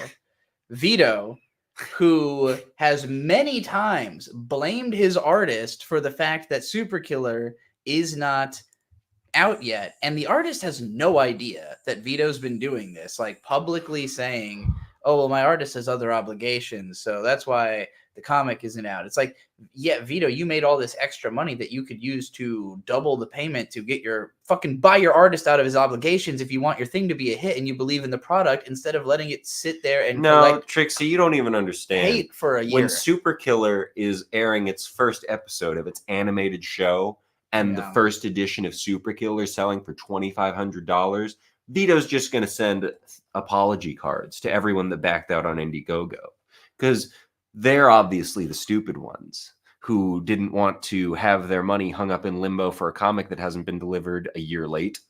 Yeah. They're the stupid ones, not Vito. Not Vito for having a good business practice and finishing his fucking comic. I'm just saying, if the people who are working for you are not getting the work done on time, it probably means you're not paying them enough. I also believe Vito has claimed a lot that I pay my writers well. I pay my artists really well. Not writers. He wrote. I'm not Super Killer. saying I had a perfect relationship with everyone who's ever worked for me, but usually I'm saying you haven't. You've had a non-perfect I've had a bad relationship with most with people who've worked for me, but the money has never been a complaint. If anything, people are usually feeling a weird sense of guilt because of the money they've gotten. You know, like a sense of. Landon then said he could pay me yesterday, and I said, okay, I would try to finish more so he could pay me. But college got me busy, so I haven't had time to do that yet. Landon, no, that's the meme. He didn't tell me how much for the last week. Landon, he finished 2 minutes. You owe him $1. Yeah. it It's would be not $1. hard. If you've only seen 2 minutes of the edit, you owe him $1. Right. Like, come If it's on. $1 for 2 minutes. Now, granted, I can't even imagine sending $1 as a payment and I send $5. Just send him $5. Just send $5. Send more money. Just pay him more. It is Yeah. ridiculous that you accepted $1. Well, it's true. We can't set our rates too low because it'll. No, I'm not saying on Lucario fan it's ridiculous. Well, I am also saying a little bit, Lucario, don't put your rates that low. Like you're worth it. Being capable of using the program is worth more than $1 per minute of edited footage. You know, like the fact that you even have the technical skills, like foot through the door, you charge a baseline $5 per minute. I would think. Like think about Fiverr rates. You know, like if you were a Fiverr artist, like I would think the standard baseline would be $5 a minute. The finished I video. can't imagine editing for less than that, even if I was a fucking novice. I just wouldn't do it for less than $5. Finished video is going to be about $28, and I'm going to make progress on it that I can show him soon. I just wanted to wait until I had 10 minutes half done. LOL. Like a 20-minute video at $5 a minute would be $120. Yeah, 20 by no, it's 100, right? you're right. I can't math. Yeah, $100 for a 20-minute video. That would be so astonishingly low to me. You know, like I used to pay Devu just like a fourth of whatever I made on the video. So if the video made $5,000, Devu got paid. Well, if Landon's viewing it from that $1,200 perspective, usually. I guess the amount makes sense. Regardless of how long the video was, even, you know, it was like it could be. I mean, there was like an expectation of a certain number, like, you know, however many I put out. There was even a period where it was just like I was giving Devu just like a flat rate of $1,000 a month to do. Landon however should much tip content Lucario would get and done. not with a bottle of Everclear. I think the finished video would be like 35 minutes, so I can get at least $20. I will get $35. Just like $1 every 2 minutes is kind of silly. Like at least $1 a minute, at least what Trixie charges to watch something. Right. Like you're actually doing more work than it takes Trixie to watch something. Yeah, for sure. For sure. I mean, I don't know if Landon can actually afford to pay more than $1 every 2 minutes. I don't know if Landon, that's do why you the actually rate's been think set like that Lucario fan is a bad editor, or are you shit-faced? Or are you too sober to think straight? No, the upsetness is over the. I get that. Yeah. I need him to clarify. Have to pay respect. Landon, you shouldn't do shit like that. You just shouldn't be this way sometimes. Like, don't establish a working relationship, find out you really like that person's work, and then shit on them publicly. Yeah. Wait, or Luna, you're aware that Landon is Butthole Weeb, right? That those are the same person, right? Just to be I would hope clear. so. I'm not sure. Okay, so legitimately, I've only gone 1.5 days without contacting him. That sounds like not having contacted Landon long enough for him to overreact. No, he's a great editor. Landon, you said he was the worst editor on planet Earth. Landon being mean to the nicest person in chat who's doing work for him way cheaper than they should. Peak Landon moment, says Ellen. Indeed. I mean, for what it's worth, Landon is kind of that's just kind of the way he talks. He's hey, motherfucker, I'll fucking slap you harder than my balls dropped when I was 12. It does. Like, We've told him this. It does not come through in text. it's true. It's hard. It doesn't. It does. It's hard to put across tone in text. About You use editing, DaVinci, anyone don't here you? use Resolve instead of Premiere? Yes, I use DaVinci Resolve. I only use free programs so that I can promote them to people and tell them, hey, this is fucking free. You could be using this. So yeah. Starts editing software. Well, I want y'all to see it. Look, this is a DaVinci Resolve. Let me show everybody how incredibly easy it is to take clips from a Trixie the Golden Witch live stream. Jesus Christ. Anybody can do this 100% for free, and it will take you less than 10 minutes. I promise. Even to download all the stuff. You could be right now downloading DaVinci Resolve, and you'll probably be done installing it before I'm done with this explanation. All right, so you start by taking a live stream. Then you... Amy, 12 layers of irony is too many layers of irony. Yeah, exactly. All right, so you search YouTube MP4 on DuckDuckGo. Make sure you use DuckDuckGo because Google is not going to give you what you want. So far you've copied the link of the video, the YouTube video. You've searched YouTube MP4. You've clicked on pretty much whatever is the first link, and because these change all the time. And then you put it in there. You put it into this little bar and you hit enter. And what this is going to do is not work. All right, Whoa. Hold on. We'll find a different one. So if that happens, Watch it just not work at all. if that happens, you go to the next one and then you download the 360p because the quality is not important. You right click on it and you click save video as, doesn't matter what the title is. So now you've got the video. Well, you will when it's done downloading because the video is fucking huge. It's 3.5 hours long. And that's a short live stream for my channel. Okay. Oh, God, we get the full timeline. Let's go. We'll watch some more. Hey, I was going to read. Full timeline. 3 days ago, Landon contacts me and hires me. He sends me the audio in afternoon time, but he sent me an Audacity project file with the no data. It's not usable. By night, he sent me the MP3. The same night I finished audio file. The same night I finished 2 whole minutes of editing, which he said was way better than he'd ever seen done before. Wow. Outing Trixie like that. Okay, 2 days ago I contacted Landon. I showed off the first 2 minutes. He said he loved it. He asked my PayPal email, which I did give him. Now it's today, and he's saying I'm the worst editor.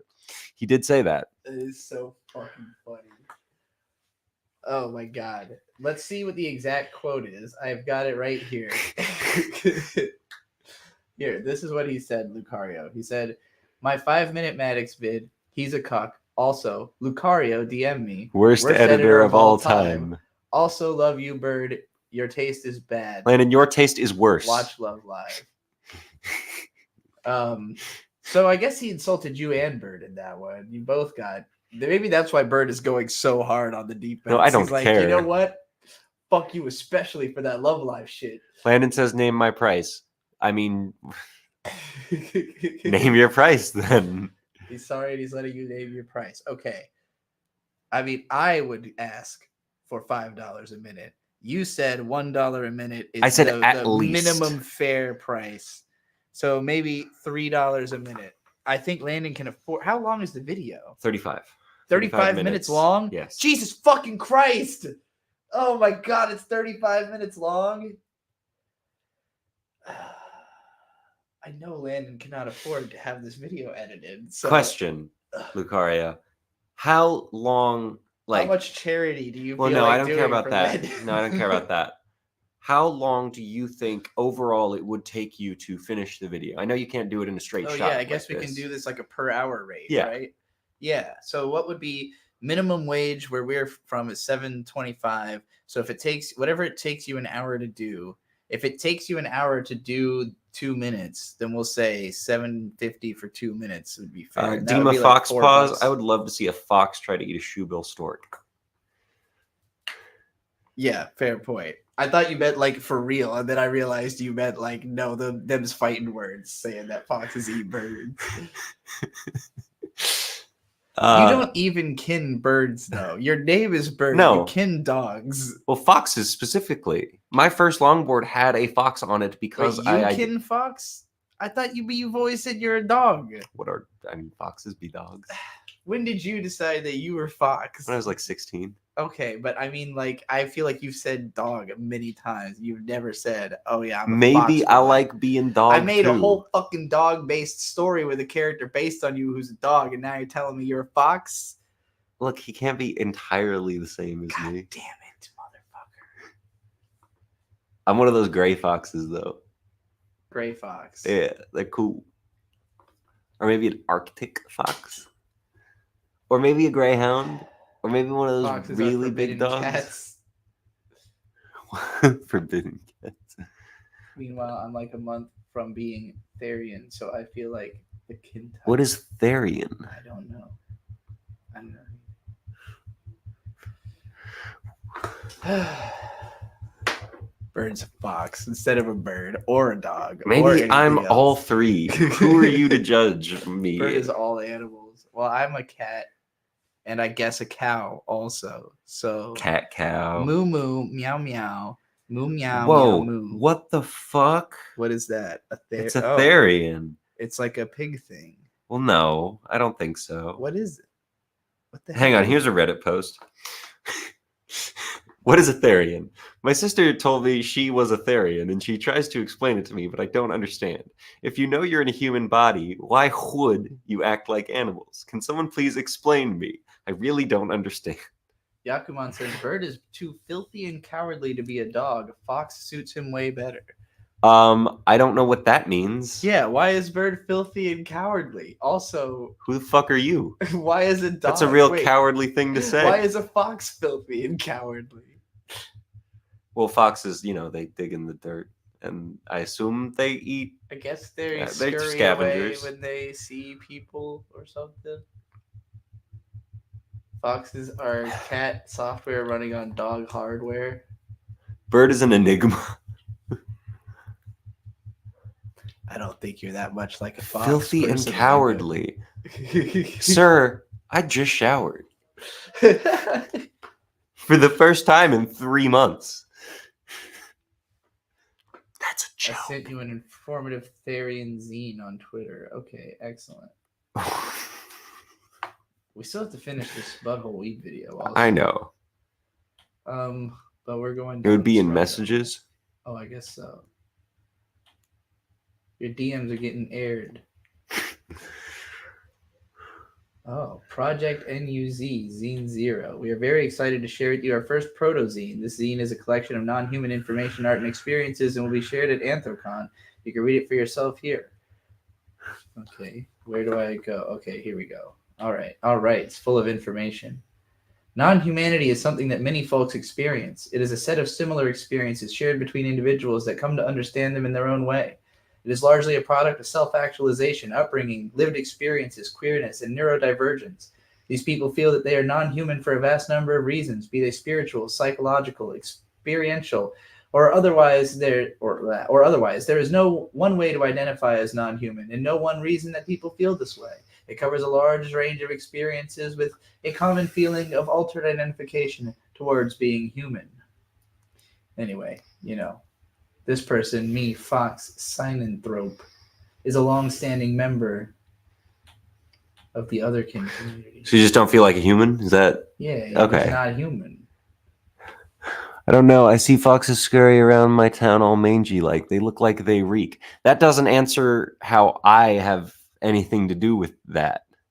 I self-identify as immortal, and I'm going to find a way to make everyone accept that I am. Whether I You know what? Fuck it. physically I'm not die a or fox. not. I take offense to being called cowardly and filthy. Here's some money since I forced you to read. We asked for the information though. Well, I mean, I'll read more of it since All right. we got paid. Wait, the Landon thing. Shit, you're right. All right. Let's And finish this Hideaki fucking Anno Maddox as video the key first. Animator. No, it's a That Landon right there. I've seen this video before, so I I've feel less also seen this personal video before. urgency to finish it. Is when I knew I had to finish this anime and write about it. Anno, 1 year after this OVA, would go on to direct Aim for the Top, Gunbuster, which is my favorite mecha anime of all time, as well as obviously leading to his growing legacy with the 1995 cult classic mecha series Neon Genesis Evangelion. With this man's great, awesome vision, Landon's not drunk enough in this video. there was no way I was going to drop the show. I agree. I had to see it through. While on the topic of animating, I want to start off by showing this short anime budget. Some scenes look like shit, though they have gone and poured out their heart. See, he didn't even say drizzling shits. He just said shit. 80s OVAs are known to have hot chicks, high-budget explosions, and pure retardation. This scene I'm about to show you here, just take a look and feast your eyes.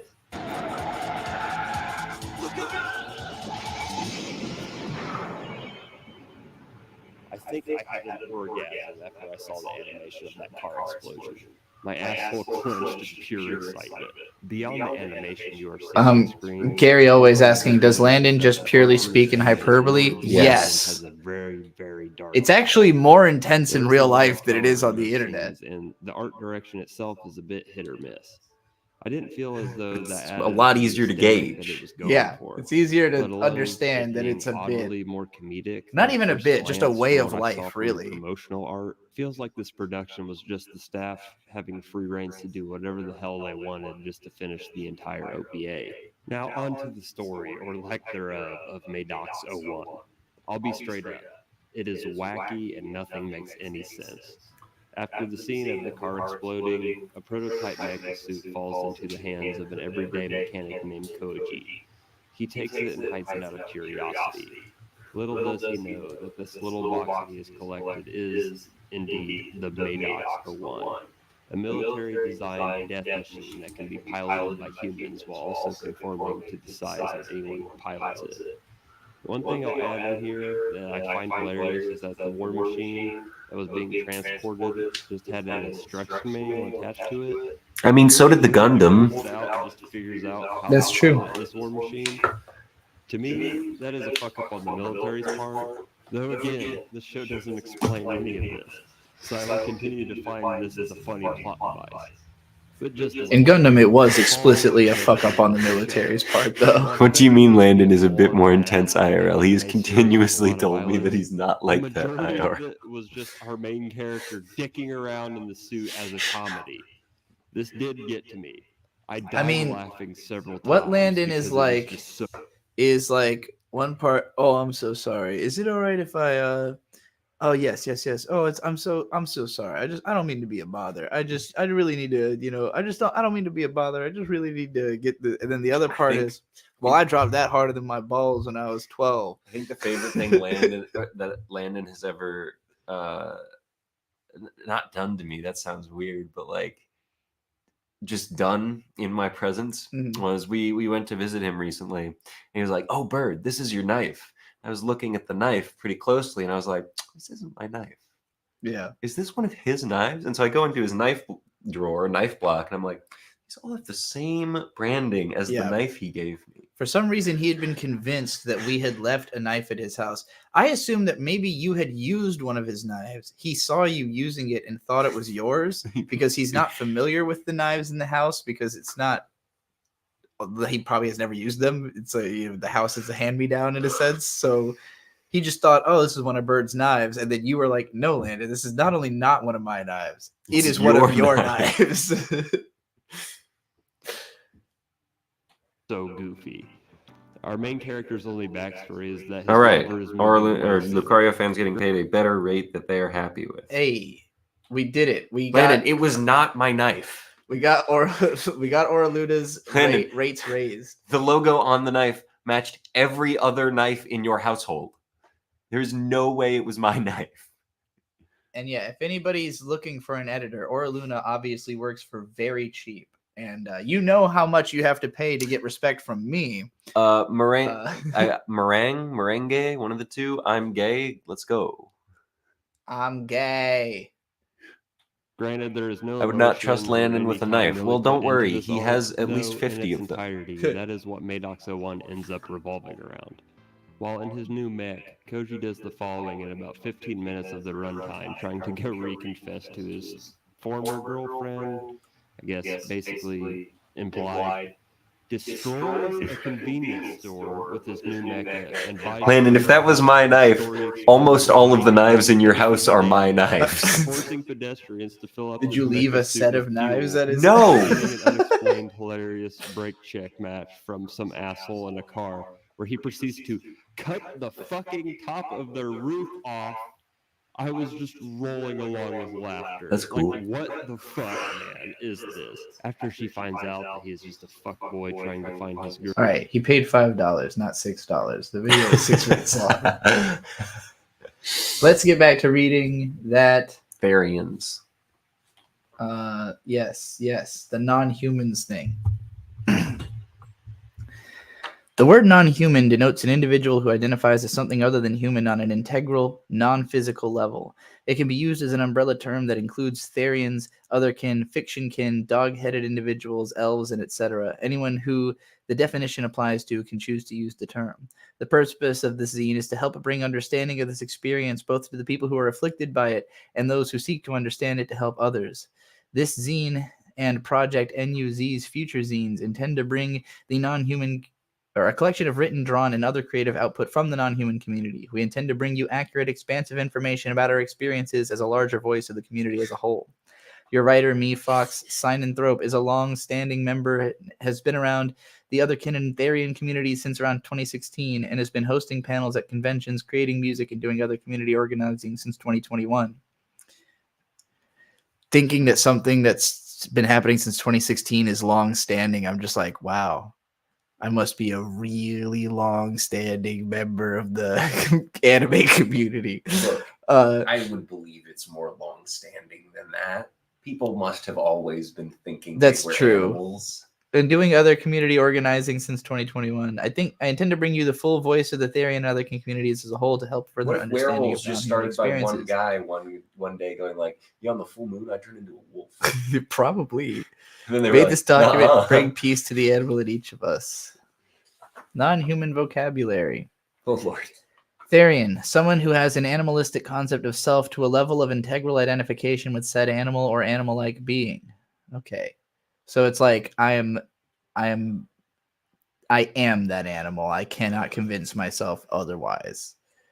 Otherkin, someone who believes they are something other than human on a level integral to the sense of health can be used as an umbrella term. Okay, so it's a difference between an animalistic concept of self and believing you are literally something else other than human, or I guess one is animal and the other is anything besides human. I guess that's what the difference is. Fictionkin, someone whose sense of self is tied to that of a fictional character or species. Is there one of these for when like you think in TV interview format? Like I have, especially growing up, I did a lot of my thinking in the format of like imagining I'm on like David Letterman or Jimmy Kimmel or something, and like they're asking me questions. Do you think like this at all? Run that by me one more time. A lot of my thinking, especially growing up, would come in the form of like I imagine myself sitting on like a late show and like being fed questions. So like I would ask myself a question as if like this is what the interviewer's asking me, and then I work through my answer. I've done a lot of my thinking that way throughout my life. I guess sometimes I do that. I'm very self-interrogative, so I do a lot of like interviewing myself. Nobody else experiences this. Is this just me? I thought this was fairly normal, but whatever. Anyway, Fictitherian, similar to Fictionkin, but relating to animalistic characters or species, can apply to Pokemon and similar. Okay. Theriomythic, Denotes an individual who straddles otherkin and Therian communities such as dragons and griffins, as well as anyone who chooses to use the word. It is worth, well, yeah, that's usually most of. It is worth noting that it is not required to use this word. If you fall under it, you can explain yourself with whatever vocabulary makes the most sense to your experience. I'm just going to go ahead and tell you that I would encourage you to, if you identify as stereomythic, find a way to like shorten the word. Like there's got to be like a nice abbreviation or acronym. Like I'm TRM or something like that, you know? Anyway, I'm TRM. I identify as a tram. That would be pretty well. No, that would you'd have to be like you'd have to identify as Cat Bus from fucking My Neighbor Totoro. Oh Jesus. Non-human, an individual who identifies as something other than human on an integral, non-physical level, integral to their sense of concept. Okay, so in this case, you could be a tram. This word can be used as an umbrella that includes all of the above, as well as anyone who does not feel human in any way. Therianthropy, the experience of or concept of being Therian. Non-humanity, the collective of all non-humans, the experience of being non-human. Kintype, the non-human being that someone who is otherkin identifies as on an integral level. Stereotype, the non-human animalistic being that someone identifies as on an integral level. Alterhuman, individuals who experience an altered state of humanity, be it because of plurality, non-humanity, or otherwise. I'm sorry to interrupt this. Wait, one more. Shifting, an altered sense of headspace, body, senses, mind, or other perceptions of being will be covered later. Oh, and then there's a bunch of crazy shit at the bottom here. I'm sorry to interrupt this with politics. Joe Biden is currently doing what some news outlets are referring to as a big boy press conference. Yeah, some news outlets. I think you mean everyone who gets the memo is saying the same fucking thing, like they always apparently do. In this press conference, Joe Biden called Kamala Harris Vice President Trump. It's gonna be an interesting night. I'm sure gonna go back and watch this.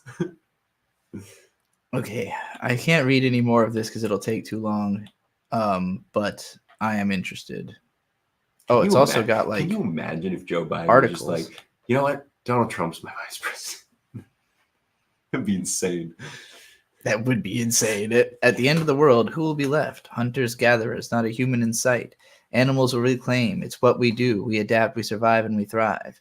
We see you killing our land. We see you killing yourselves, with us trapped in the middle. Wage your wars in the meantime. Eat our flesh as a pastime. Hear our cries. Don't you realize this is just another thing you won't survive?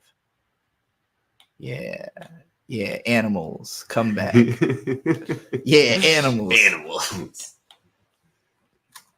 Makes me want to listen to... You can walk, Ellen. I'll be flying in a big fluffy cat. Does Cat Bus fly? I think he can. We can at least jump like good. What do we need? Cat plane? Cat plane. Oh God, Boris. I gotta pee. Oh no, I'm being left alone. I've never seen My Neighbor Totoro. My cousin had a stuffed Cat Bus on her bookshelf for a long time, so I've always been aware of Cat Bus, and I thought Cat Bus looked cool, but I don't really have any like actual knowledge about Cat Bus or anything like that. Not that there's a whole lot of actual knowledge to have. It's the worst Ghibli movie, and it's not even close. I think I've only ever seen Howl's Moving Castle. Let me see.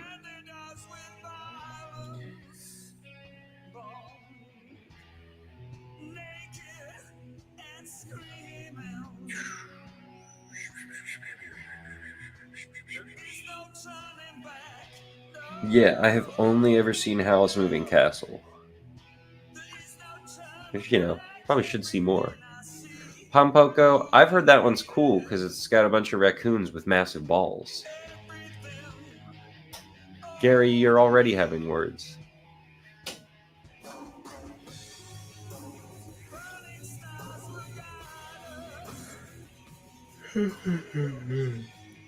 Gary and Ellen are fighting over My Neighbor Totoro.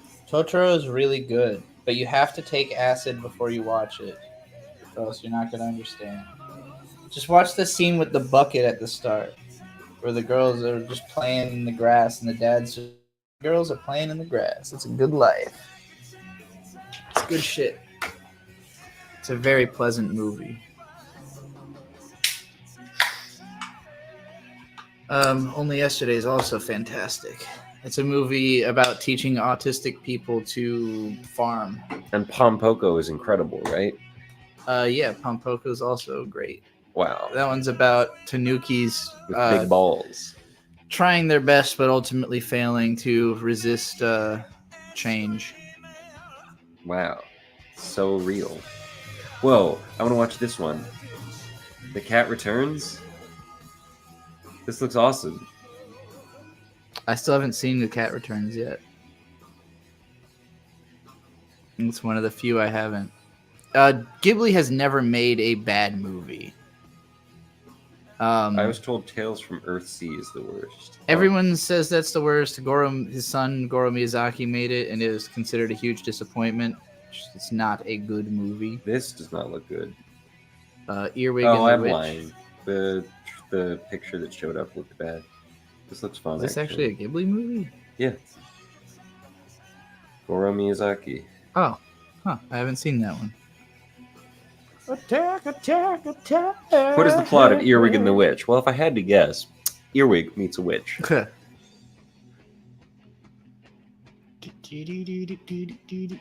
Ellen likes Earthsea more than Totoro. That is a fascinating take. Look at that guy. Ellen, how long ago did you watch all these movies? I'm curious. Because, like, I didn't like Miyazaki or Takahata's movies growing up, but it was when I came back to them later in life, like, with an analytical lens, they're all just so deep. You know, they've all got so much shit going on that, like, when you really think about them, you just start, like, you can't stop. It's like you start and you can't stop. Look at this caterpillar. Howl's Moving Castle is one of Bird's favorite movies also. I think that's the only Miyazaki really I've seen. said that. Well, you have said that to me. Oh, wow. Many times. I mean, I don't know. Do you not agree with it? We watched it not too long ago. Remember that much about it. Well, you got Howl, and he's dope, and he's got a castle that walks, and there's a talking I know fire. That and much there's is easy a to remember. girl, and she gets turned into an old lady. It's the fat old witch, and the Howl is like in a war stuff that kind of falls to the wayside for me. Most of that stuff is kind of incidental, honestly. Like, the point of the movie is Look at about him. the main girl. Look at him. I still haven't seen this either. It's 14 minutes. It's by Hayao Miyazaki, but he's so cute. I love this little Boro, caterpillar. Boro, Boro, Boro. Oh my Boro. gosh. Wow. Boro, Boro, Boro, Boro, Boro. Oh, hey, it's Mint. Oh yeah, we were watching this. Well, we don't have to because nobody's paid us to watch anything yet, except for the other two things we already did. Slapping my thighs together to make a rhythm. Snowy Fight Hug. Oh, this looks cute. Is this new? Or have I just not clicked? 1 hour ago. Holy shit! This is the same artist The as horny guy. Yeah. How the fuck can they already have another thing out?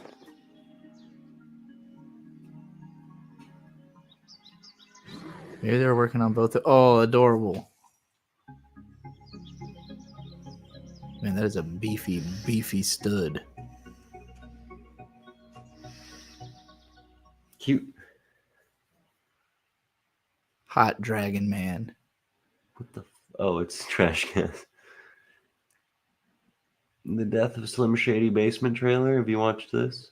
We can't watch no Slim Shady. It's 30 seconds and it's a trailer. Yeah, but I'm trying. This is my stream where I only this episode is about only promoting specific things that I've chosen as the chosen few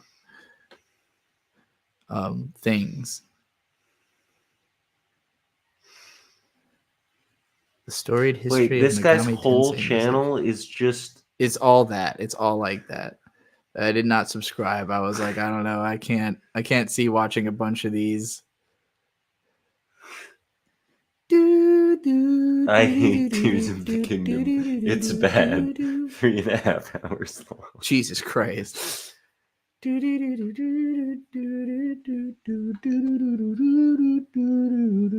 Gary always says, "Okay, Christ, I got to win the lottery so I can fly all over to California. I'm going to cook everyone grilled cheese, and we're going to watch 3 Ghibli movies of my choice." No, I can cook, right?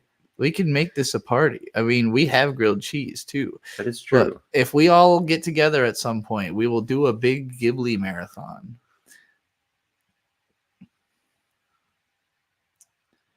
Ellen Thanos says- versus Tracer and Sans. Ellen said, "I used to think Ghibli is style over substance, which is wrong, but I do feel the more popular movies tend to be not worth the hype." I totally disagree. I think that they are. I think that Miyazaki and Takahata are legitimately on a different level that no other animator has even come close to touching. Like, it's not even like a contest. There's not other people in their league, you know? That's how I feel about it. Here's someone that deserves to be boosted. This is it's a Mexican grandma who cooks. It's all in Spanish, so I almost never know what she's saying, but it's really wholesome content. If I remember correctly, my dad showed me this channel. The woman's daughter was just like, "We need to say all these recipes, and you're always talking while you cook about how you're cooking. So why don't we just record it?" And then she started doing it. And it's been going on for a while. I don't think Satoshi Kon is better than Miyazaki. I think he had the potential to be as good as Miyazaki. He was close. Probably as much of a genius. Just didn't have a long enough career to equal the impact. So cute. I love this woman. I don't blame you for saying you would sacrifice Miyazaki to bring back Kon. I would not do that, obviously, but I understand. I understand. Maybe pick someone other than Miyazaki to sacrifice if you could get away with it.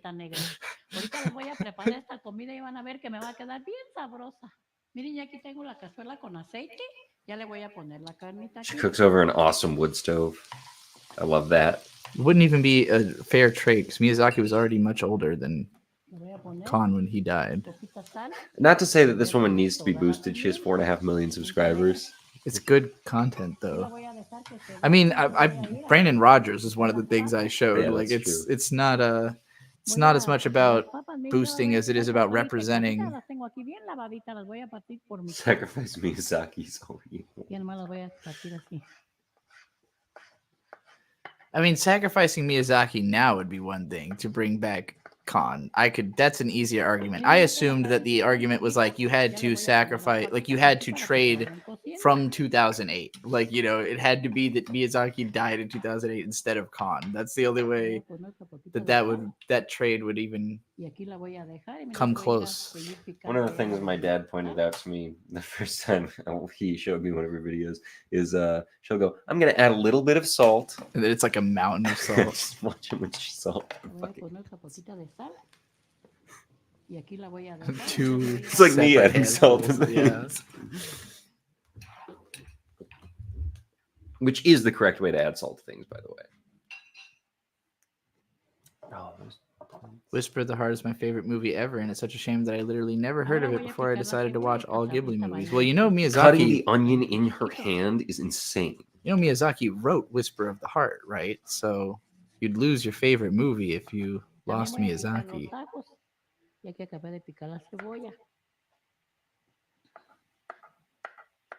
Very good movie, also.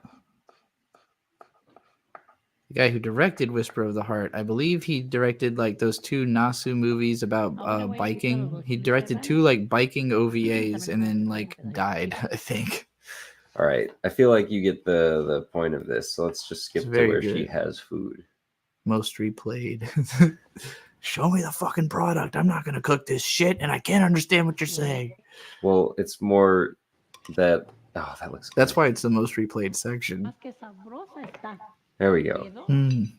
Yeah, spinach. I think ground beef, potatoes, tomato, onion, garlic. Yummy. Look, it's tasty. Voy a comer bien sabroso. Vénganse a comer un taquito. I want to eat a taquito with her. Y aquí tengo unas tortitas que me hice en la mañana. Voy a calentar. Ellen, all you're convincing me is that I need to make videos about all these Miyazaki movies until everyone appreciates them as much as I do. Porco Rosso is great. Kiki is great. Although Kiki is maybe my least favorite Miyazaki film overall. Y nomás que sabrosa. And it's still an amazing movie. Bien sabrosa que está. Eat the food. Eat Actually, the no, food. Laputa is my least favorite. I actually have the edgy opinion on Laputa of like, I don't know. The ending is amazing. The last like 30 minutes of Laputa, incredible. She's gonna mukbang. It's an animation marvel for sure, but never really enjoyed it as a film. Look, she's mukbanging. Mukbang. Looks gooder than fuck. Why are you making me hungry? We already ate. There's more salad. That's true, but ooh. All right, fellas, which Ghibli movie should I watch? Amy, I think. The Wind Rises. No, I'm not. Well, I mean, I've got watch Whisper of the Heart. That's a fun one. That's a good movie about being a writer. So, as a writer, I mean, I don't know if it'll be.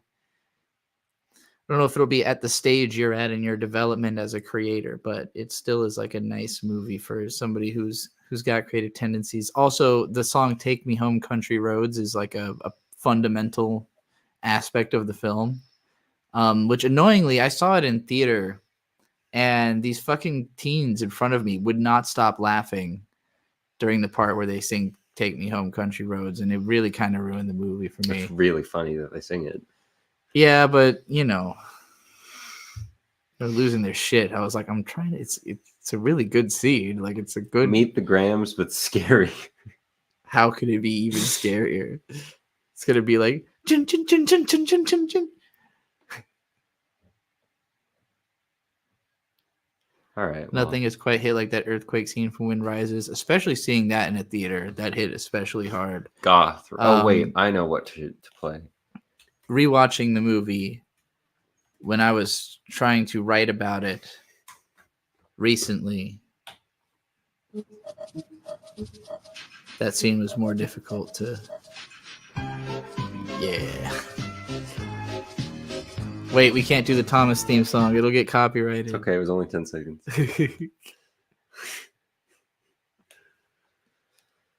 No, Ellen, I don't think I want to hear what you have to say about The Wind Rises. It sounds negative, just based on what you said. Can we watch this? Sure. It looks like a trailer for a movie. It's a stop motion short film. Oh, it's a whole film? All right. Hang on. I can tell it's English, but I cannot hear what they're saying. Did you know Sophie down the road up to It Has last spring? She has the I have fall. Can't tell what accent that is. There's been 40 models since. Which one do you fancy him? I don't know. Not had a new one in ages. What do you think? This one would suit you. Buying faces at the store. Do you like it? You trying to make me fat, ho? How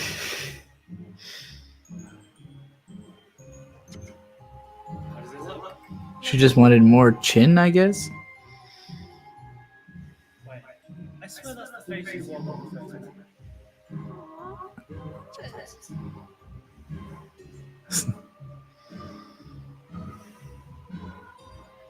Huh.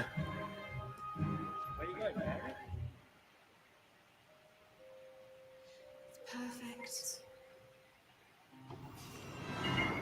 Perfect.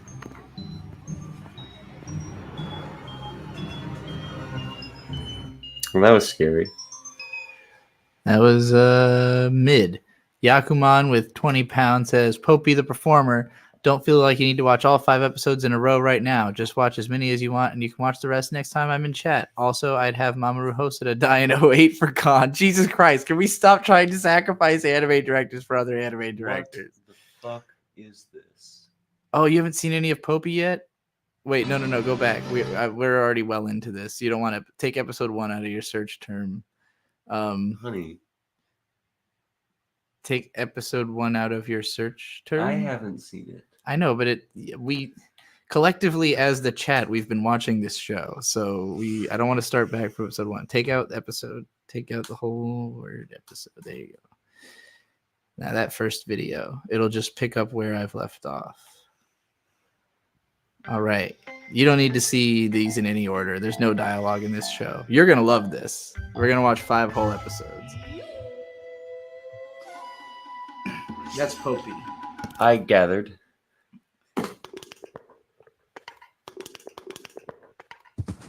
He's a dumbass. And this is his friend who's kind of a coward, but a good boy. Kind of.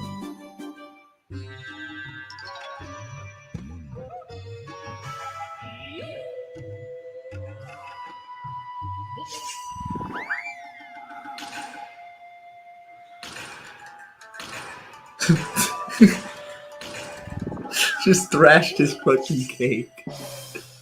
Oh, but he did it a perfect slice. Hey, This is one of the influences to Digital Circus. that makes sense. I hadn't thought about that. Thank you for pointing that out, Snake521254 over on the Twitter chat. Frog eating cake.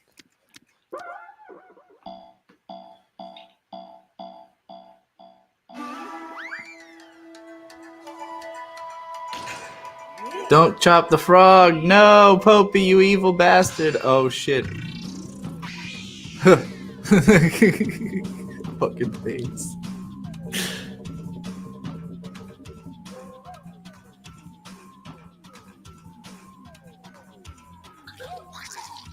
What the? Did he eat the frog? I guess so. What a weird bastard. Uh-oh. Well, you done did it.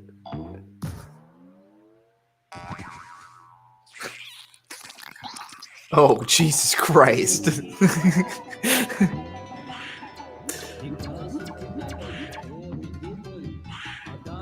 Did it, like, take over his mind?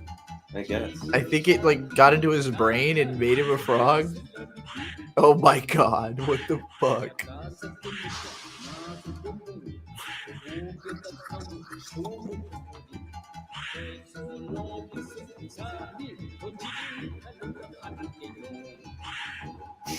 Fucking sound he's making.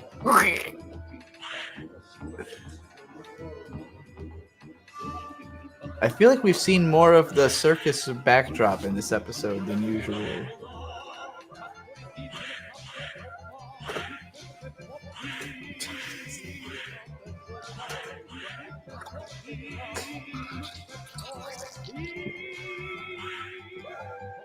I took his face. His face just keeps falling. Oh, the cockroaches. I don't think I've seen that expression yet. Ew, he ate one of the roaches. What a fucking... It's a frog. Oh, yeah, of course.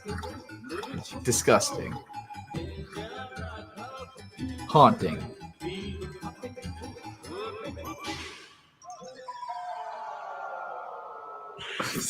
What is this? This is basically what it is all the time. It's just like a Looney Tune about these two guys.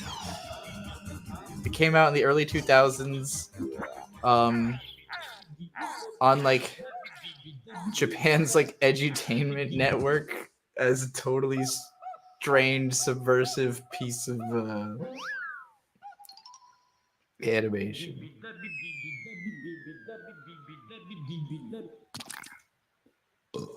This is basically on the Japanese version of the BBC.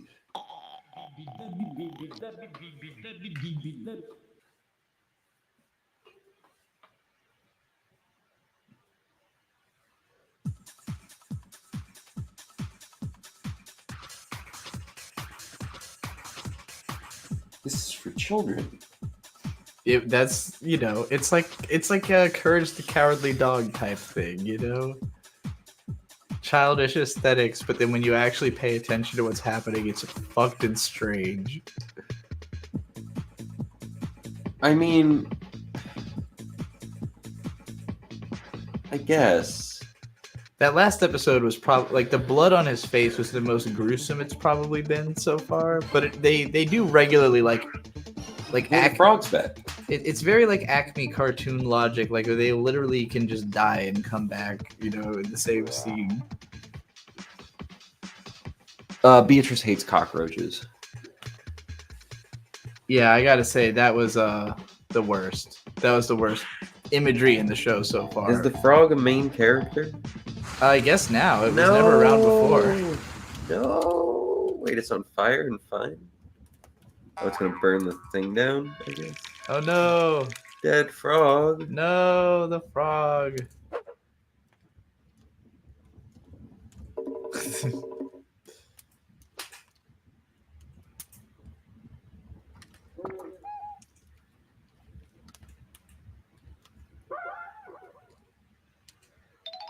Is this Golden Witch culture?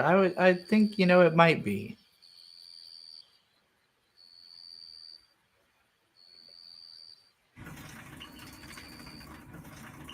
It wouldn't go in my playlist though, simply because I don't know what the people who made this are doing today. Like, what are they up to? His name is Ryuji Masuda. Ryuji Masuda? What is he up to? Maybe I'll find, if I can find something that he's doing currently, I might throw it in my playlist.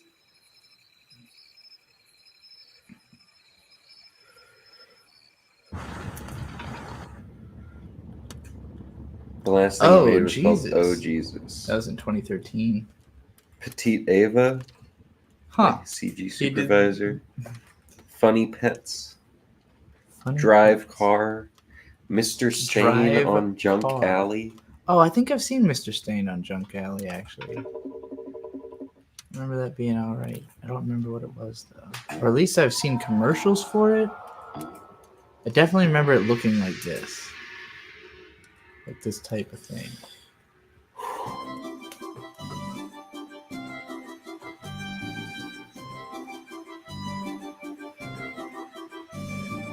It was made by a married couple that is now divorced.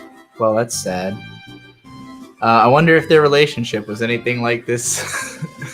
I wonder if this show is the reason they got divorced.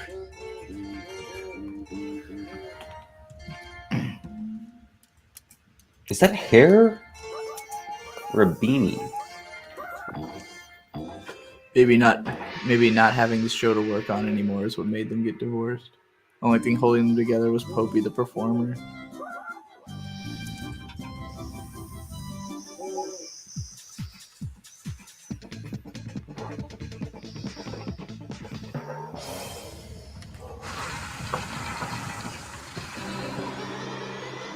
Wolf's Mask does kind of look like Saitama now that you mention it.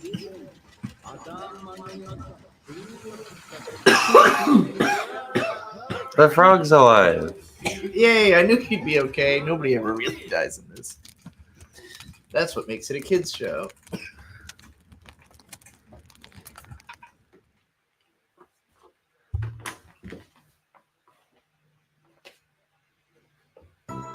Uh-oh. Mimic. That sounds spooky. I like this song in particular. Very Zelda. I could totally imagine this in Ocarina of Time as like the Clock Town jingle or something. Not Ocarina of Time, Majora's Mask, I meant.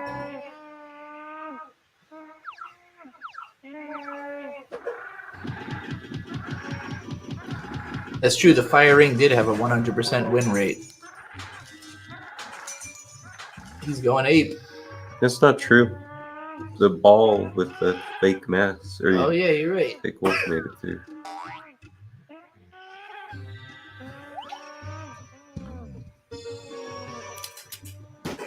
What the fuck? Oh.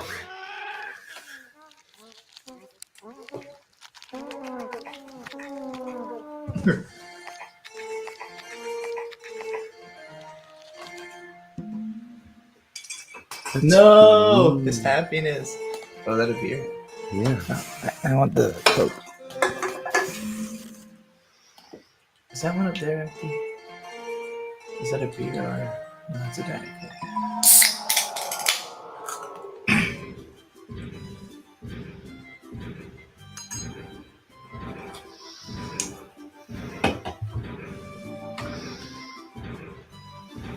turned him into a mech.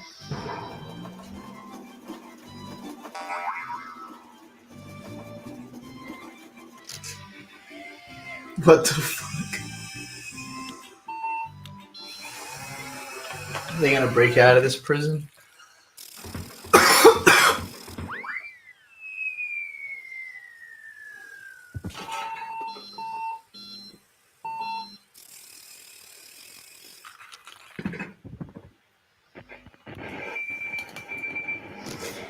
This is Munchie's favorite anime. Well, That is true. I believe it was also the only anime he had ever seen for a very long time.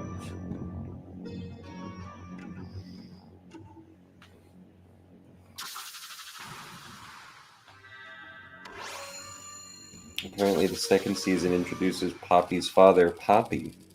Oh my god, I didn't know that.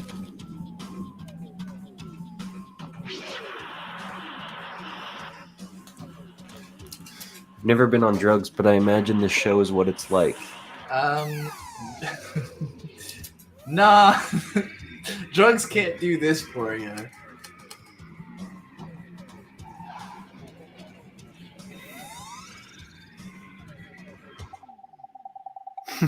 Only the sickness of imagination can create something like this.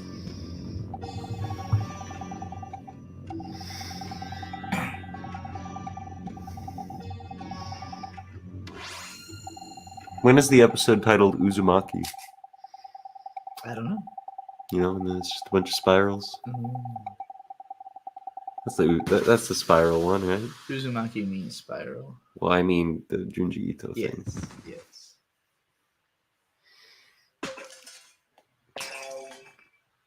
Dead. Got him.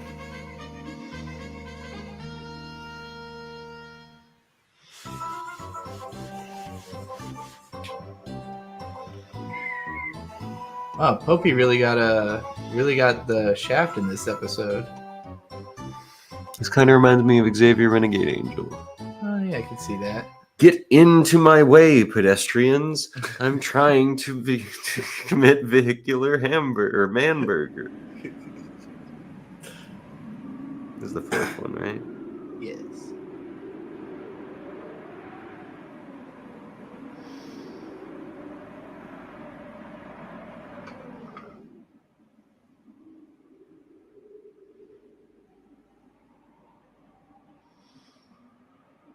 Whoa there, Amy Talks Annie. What do you mean, you people?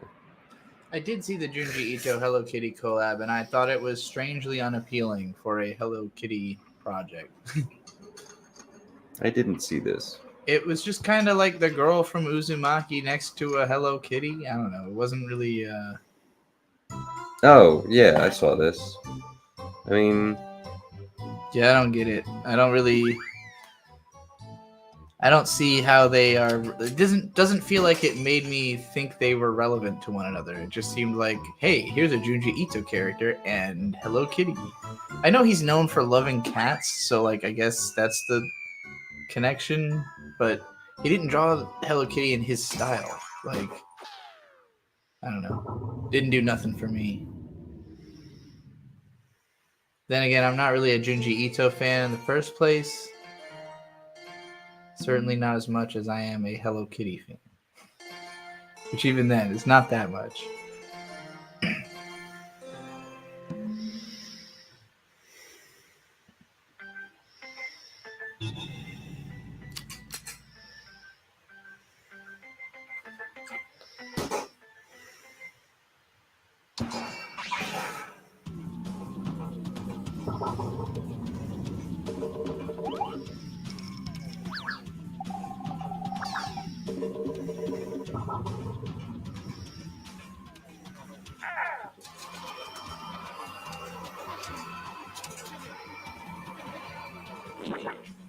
The Yu-Gi-Oh! X Sanrio Hello Kitty was even more disappointing. I believe it.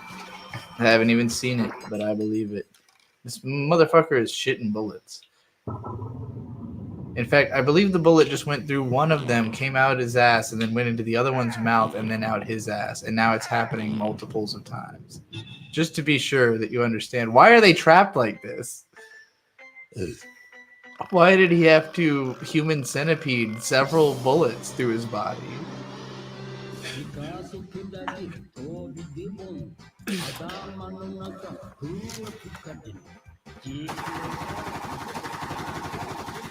Yeah, I understand why Popey is upset after having to eat several bullets out of this man's ass. Oh, he's matrixing.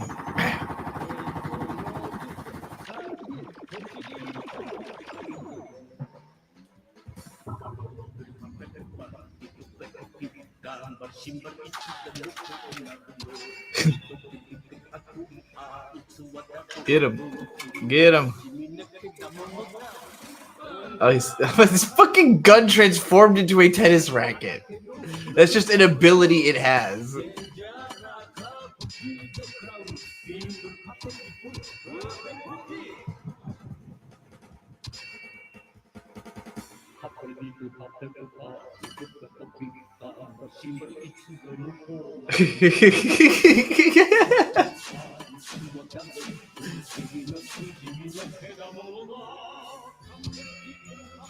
I could totally see writing this show keeping a couple together, because I just imagining the amount of laughter that had to have transpired, but they were describing to one another the idea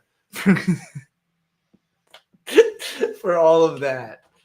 That was fucking amazing. The Swallower, all right. Oh boy, he's getting real gay with it. What the fuck? He's on the sword like a dick. All right.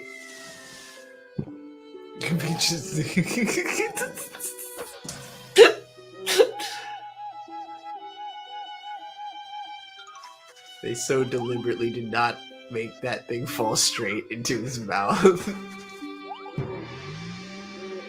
Oh, fuck. I hope it doesn't fall straight again. Please go weird diagonal. No, it's gonna go straight. He's dead. He's dead. He's been speared through, like that girl from Cannibal Holocaust. Wait, he's alive. Just like that girl from Cannibal Holocaust.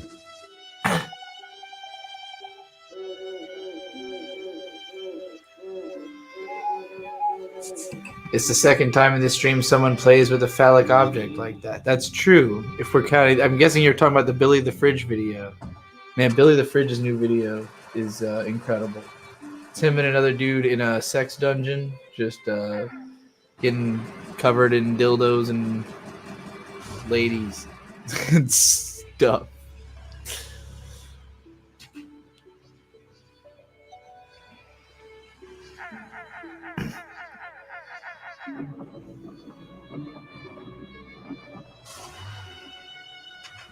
Is Popey a cyborg? Popey is definitely something other than human. He's a performer. Yeah. He's the species known as performer.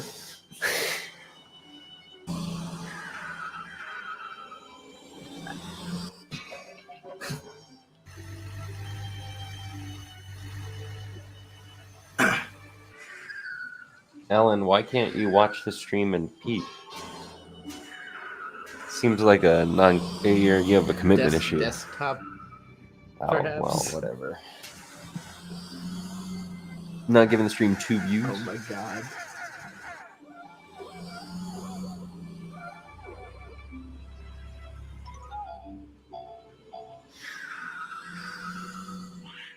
Frog. That's not how cars work. God.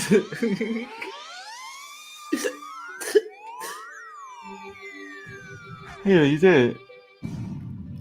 It just explodes.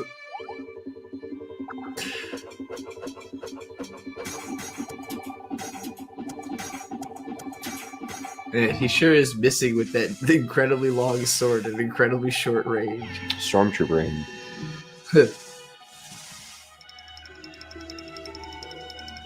What Whoa! the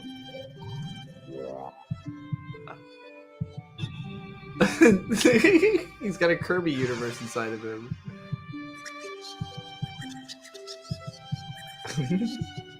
What the fuck?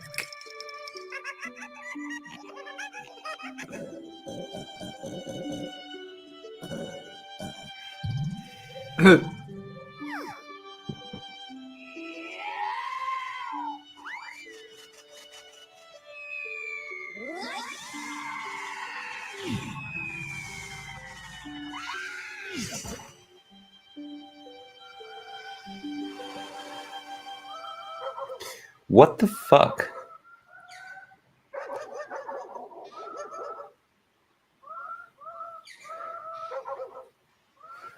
Well, that was impressively fucking strange and stupendous and stupefying and incredible. I'm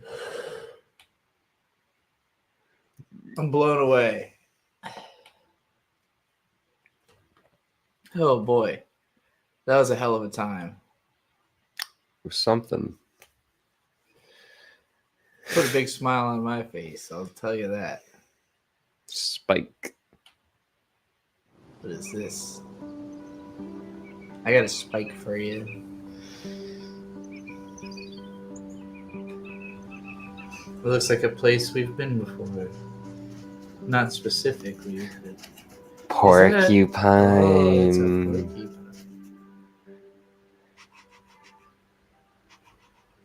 You got this, little dude. Oh, well, I'm rooting for you. You're gonna make it to the other side of the screen. Take your time, no rush. Ants. Wait for the ants.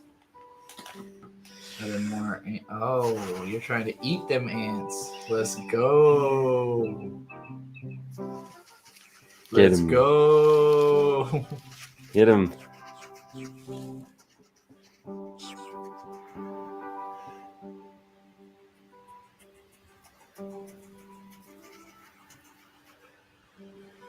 Is he gonna become friends with the ant? Nope. Oh, it's a lady porcupine.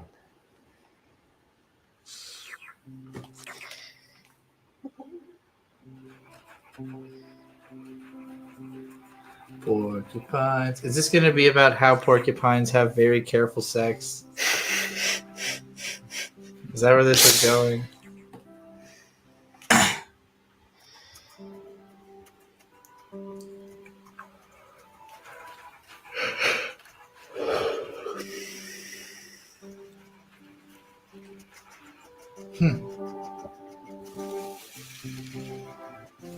Ain't about it like that. Tired porker. Do porcupines' feet like go in reverse in the back or No. something? Why are they like that? I don't know.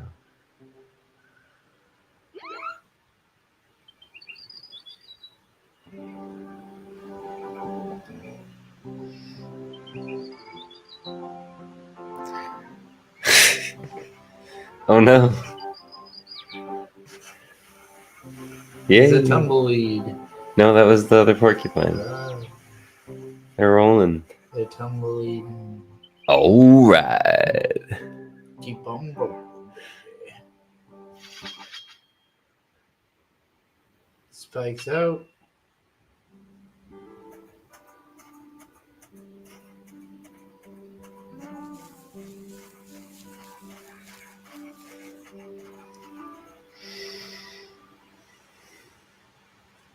What an insistent goddamn hedgehog. They're porcupines. Pork you.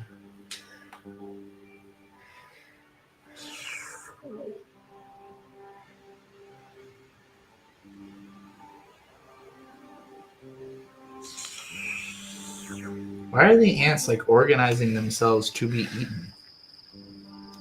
Was that some kind of like mind control they were doing on the ants to like make them do that for one another? Hey ants, can you like real quick fucking Spike and Kiki. Hey, they did it.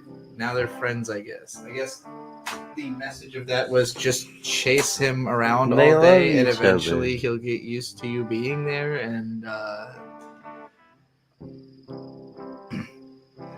That was very cute. I liked that a lot. it was cute. The story didn't really make any goddamn sense. Shut the fuck but up. it was adorable. Vivi hates porcupines. No, I like the porcupines. I didn't like the storytelling. Hey, here's something I'm curious about. Giraffe sounds.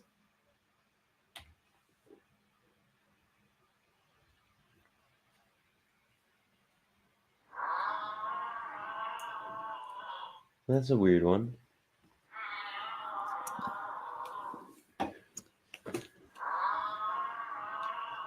Is that green beer still got beer in it? Some.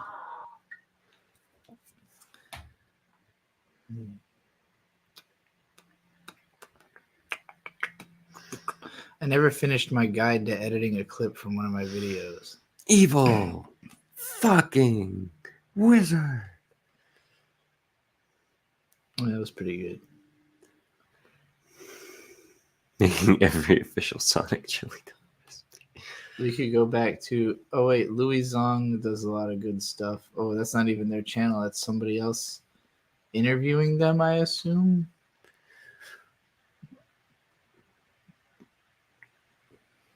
Or deep fried steaks in chili oil. It's insane. It's Guga. Guga. Hell is real.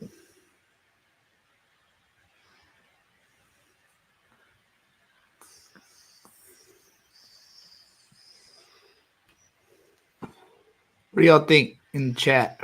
What should we do here? All right, I'm going to bed. Okay. Love you. Love you too. What time do you have to get up? Like 6:30. Okie dokie. Probably not gonna fall asleep immediately, but I need to start getting ready to fall asleep. Will you bring me the leftover salad? Yeah, all of it. Sure. And a fork. And a fork. All right. I'm back in the control seat.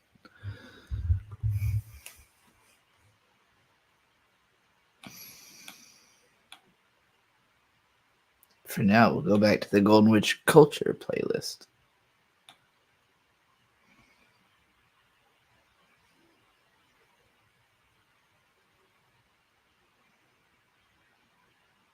I actually cannot remember this video. Justin Hunt is my favorite journalist on YouTube, especially in this the category of hip hop. I'm sure I watched this video 7 years ago, but I don't remember what it's about. It's all happening. Kendrick Lamar's Damn was released just over a month ago, and one song in particular has stuck with me more than any. Oh, wait, I can go headphones again.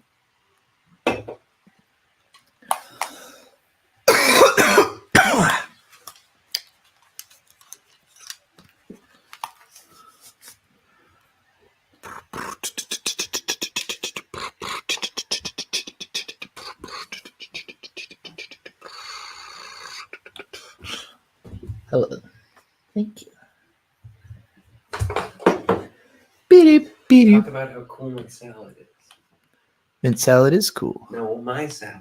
Oh, your salad. Your salad is also cool. Let me talk about how cool this salad is. It's got... I'll start with my least favorite aspect, which is the cranberries. Cranberries I could go without, but it's got some orange peppers, some romaine lettuce, I think. It's got some tomatoes. It's got strawberries. It's got grilled chicken, which I will soon produce. There we go. Grilled chicken.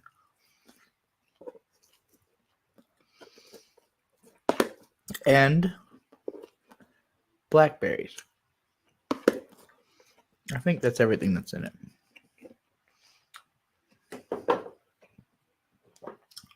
Solid stuff.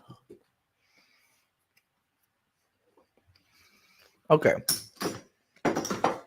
Enough about the salad.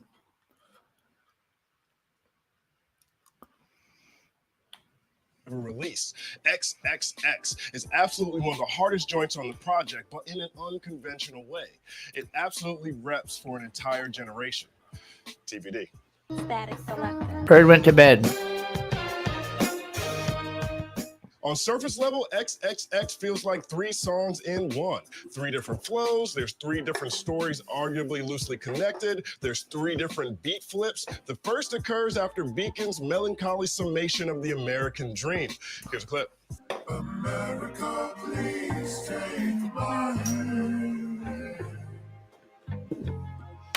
Can you help me understand? No Kung Fu Kitty. New Kung Fu Kenny. I love that part. Now, what's also dope about this track is that there's 3 different guest vocals on XXX as well. A lot of threes here. Along with Kid Capri and Beacon, who we just heard, Bono closes out the track singing about our country 'tis of thee. It's not a place, he says. This country is to me a sound of drum and bass. You close your eyes to look around. That's the undercurrent of this track. America. Kendrick talked about XXX and its commentary in his conversation with Zane Lowe. Control madness, you know, us trying to control this madness. So when you hear the lyrics of what he's saying, you know, it's a place, you know, it's an idea. It's kind of us trying to control that idea through lyrics, through song. You know, is it a good idea, even the original idea of what America is? For better or for worse, it's a content idea. A content idea.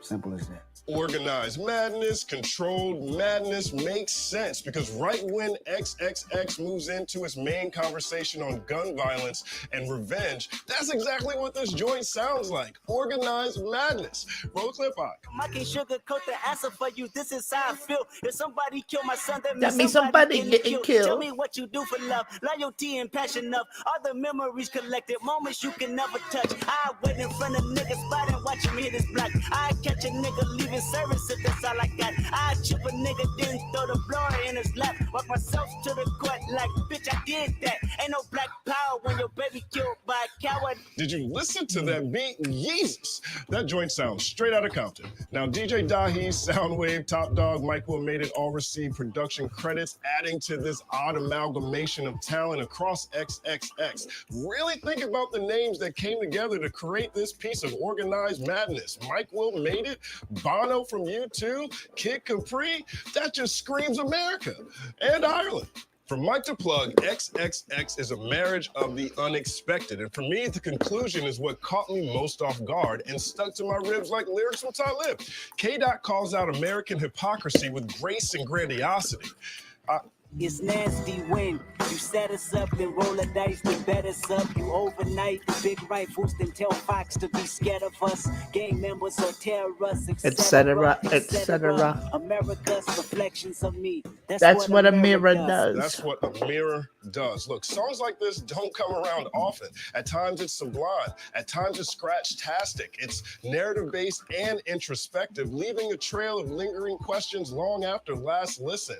Is this song a cautionary tale? Is justifiable revenge justifiable? Does the content idea of America that Kendrick was talking about in that interview with Zane Lowe, does that apply to all people or just people who happen to be corporations? Reportedly, there were 6 verses originally on this song. What are those? Goddamn. Most chatter surrounding XXX points to a conversation on the Black American experience. This genius annotation, for example, has 253 thumbs up and refers to an America that dissuades Black youth from going to school.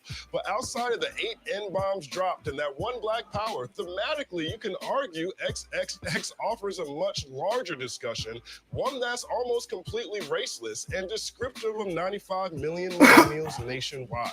The millennial generation begins in 1980 and ends in the year 2000 by most demographers. We have no memory of a time when there weren't video games. We have no memory of a time when there weren't personal computers. We have no memory of a time when there wasn't hip hop. We are the largest generation in the history of this nation, and no one seems to like millennials. People can't stand millennials, can't wait to hate on millennials. The New York Post described millennials as the worst generation.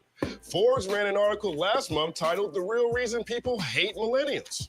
Micah Tyler wrote a song about millennials and their most craptastic qualities and notched over 3 million views.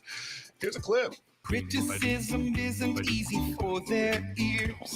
They feel like they know most everything. See, they grew up with undeserved confidence, cause they got trophies just for participating. I know that's like, you know, I know it's like a meme to even bring up the participation trophy joke at this point.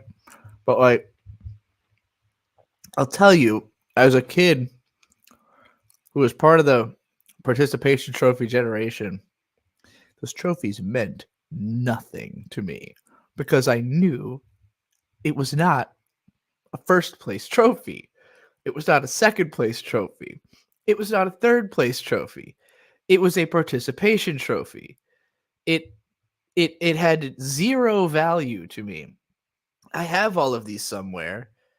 You know, like they're collected in a box of artifacts of proof that I existed and did things. Like that's all it really is like, hey, you have something to like take on your shelf and say like, I did this sport all year. You know, otherwise, what are you supposed to say? Like, oh yeah, I sucked for a year and I have nothing to show for it. You know, at least you can show everyone how much you sucked. Yeah, I did very poorly for a year. Here's my evidence. You know, is millennials self-appreciation even in their own failure a negative or a positive quality of millennial culture? Only time will tell.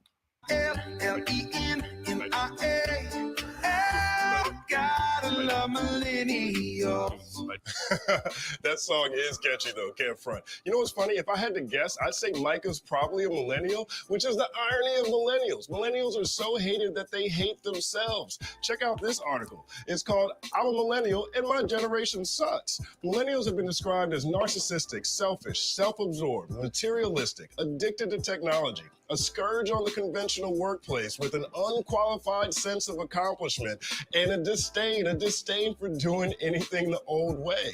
So that's another reason why I think of millennials when I hear XXX. When Kendrick raps about Johnny and Johnny don't want to go to school no more, Johnny said books ain't cool no more, Johnny want to be a rapper like his big cousin, all the way up until Johnny catches a body, Johnny could be Kanye West. And Ye isn't a millennial, he's a Gen Xer. But who else epitomizes millennials' selfie sensibilities more than the Louis Vuitton Don? Fuck you and your corporation, y'all niggas can't control me. Can you blame Johnny for dismissing school though? Student loan debt has stunted millennials' financial livelihood to the point where most move back in with their parents after college. According to a TD Ameritrade study reported by USA Today, 40% said student loan debt delayed buying a home, 31% said it delayed saving for retirement, 27% said it delayed moving out of their parents' Nobody's doing any of these things with or without a degree anymore. house. 25% said it delayed having children. 21% said it delayed getting married. Overall, Keep in mind, this is a 7-year-old video. So if you thought being a millennial was hard 7 years ago, holy fucking shit. 3% of millennials say the college education they receive will never be worth the cost. That's a quarter of an entire age group. This is the highest number in history. Kids in the Hall. My favorite Kids in the Hall album was called School Was My Hustle. Now it's as if you're getting hustled if you decide to go to school. Millennials weathered the Great Recession, the largest economic catastrophe in 80 years since the Great Depression, which is something most members of the greatest generation were barely old enough to fully experience. So not only did millennials have to compete with each other for jobs, but they also had to compete with baby boomers and Gen Xers who had also been laid off. Millennials also spend half their lives at war. According to the Washington Post, Afghanistan and Iraq are the longest and third longest wars in U.S. history. Vietnam is the second longest war. World War II is the fourth. So millennials have to manage through all that, plus all of the baby boomers and Gen Xers' dusty worldviews. They're still stuck on things we abhor, like walls and racism and homophobia and coal. Who cares about coal? But millennials aren't allowed to point out these challenges because every other generation and millennials are quick. It's also funny hearing him say that. Who cares about coal? Which is true. It's just even more true now. Like having been through West Virginia, where on the river there are still boats transporting coal, like dinghies, like people filling up dinghies with coal and shipping them down river as like coal business. It's on the way out. We were told very explicitly by business owners in West Virginia, like, this used to be where this used to be a coal industry, and now that coal is dried up, we're trying to use tourism so that we don't all have to, leave West Virginia. Quick to point fingers at millennials for pointing blame at other people, which is ironic because the baby boomers point blame at everything. Let's break it down. Baby boomers created cable news, which scared the depends off of our grandparents. They went from free love to greed is good, made government a dirty word, then gave tax dollars to private wealth because it was supposed to trickle down to the rest. And when it didn't, they blamed welfare queens and super predators and Mexicans and Muslims and, you guessed it, millennials. This is what comes to mind when I hear the setup Kendrick describes at the end of XXX when he talks about you overnight big rifles, then tell Fox to be scared of us. Well, we don't believe you. You need more people. The point is this. There's a Time magazine feature called the Me generation. In that feature, Tom Brokaw offers great perspective on millennials. He talks about our positivity and how our cautiousness when making life decisions is an apt response to the world around us. He says their great mantra has been challenge convention. Challenge convention. Find new and better ways of doing things. And so that ethos transcends the wonky people who are inventing new apps and embraces the whole economy. When I think about millennials, I think about Mark Zuckerberg and Facebook. I think about million-dollar Insta businesses like Shade Room. I think about how we're inherently entrepreneurs and how 35% of us started our own businesses just to generate extra income. 35% isn't a percentage. Uh-oh.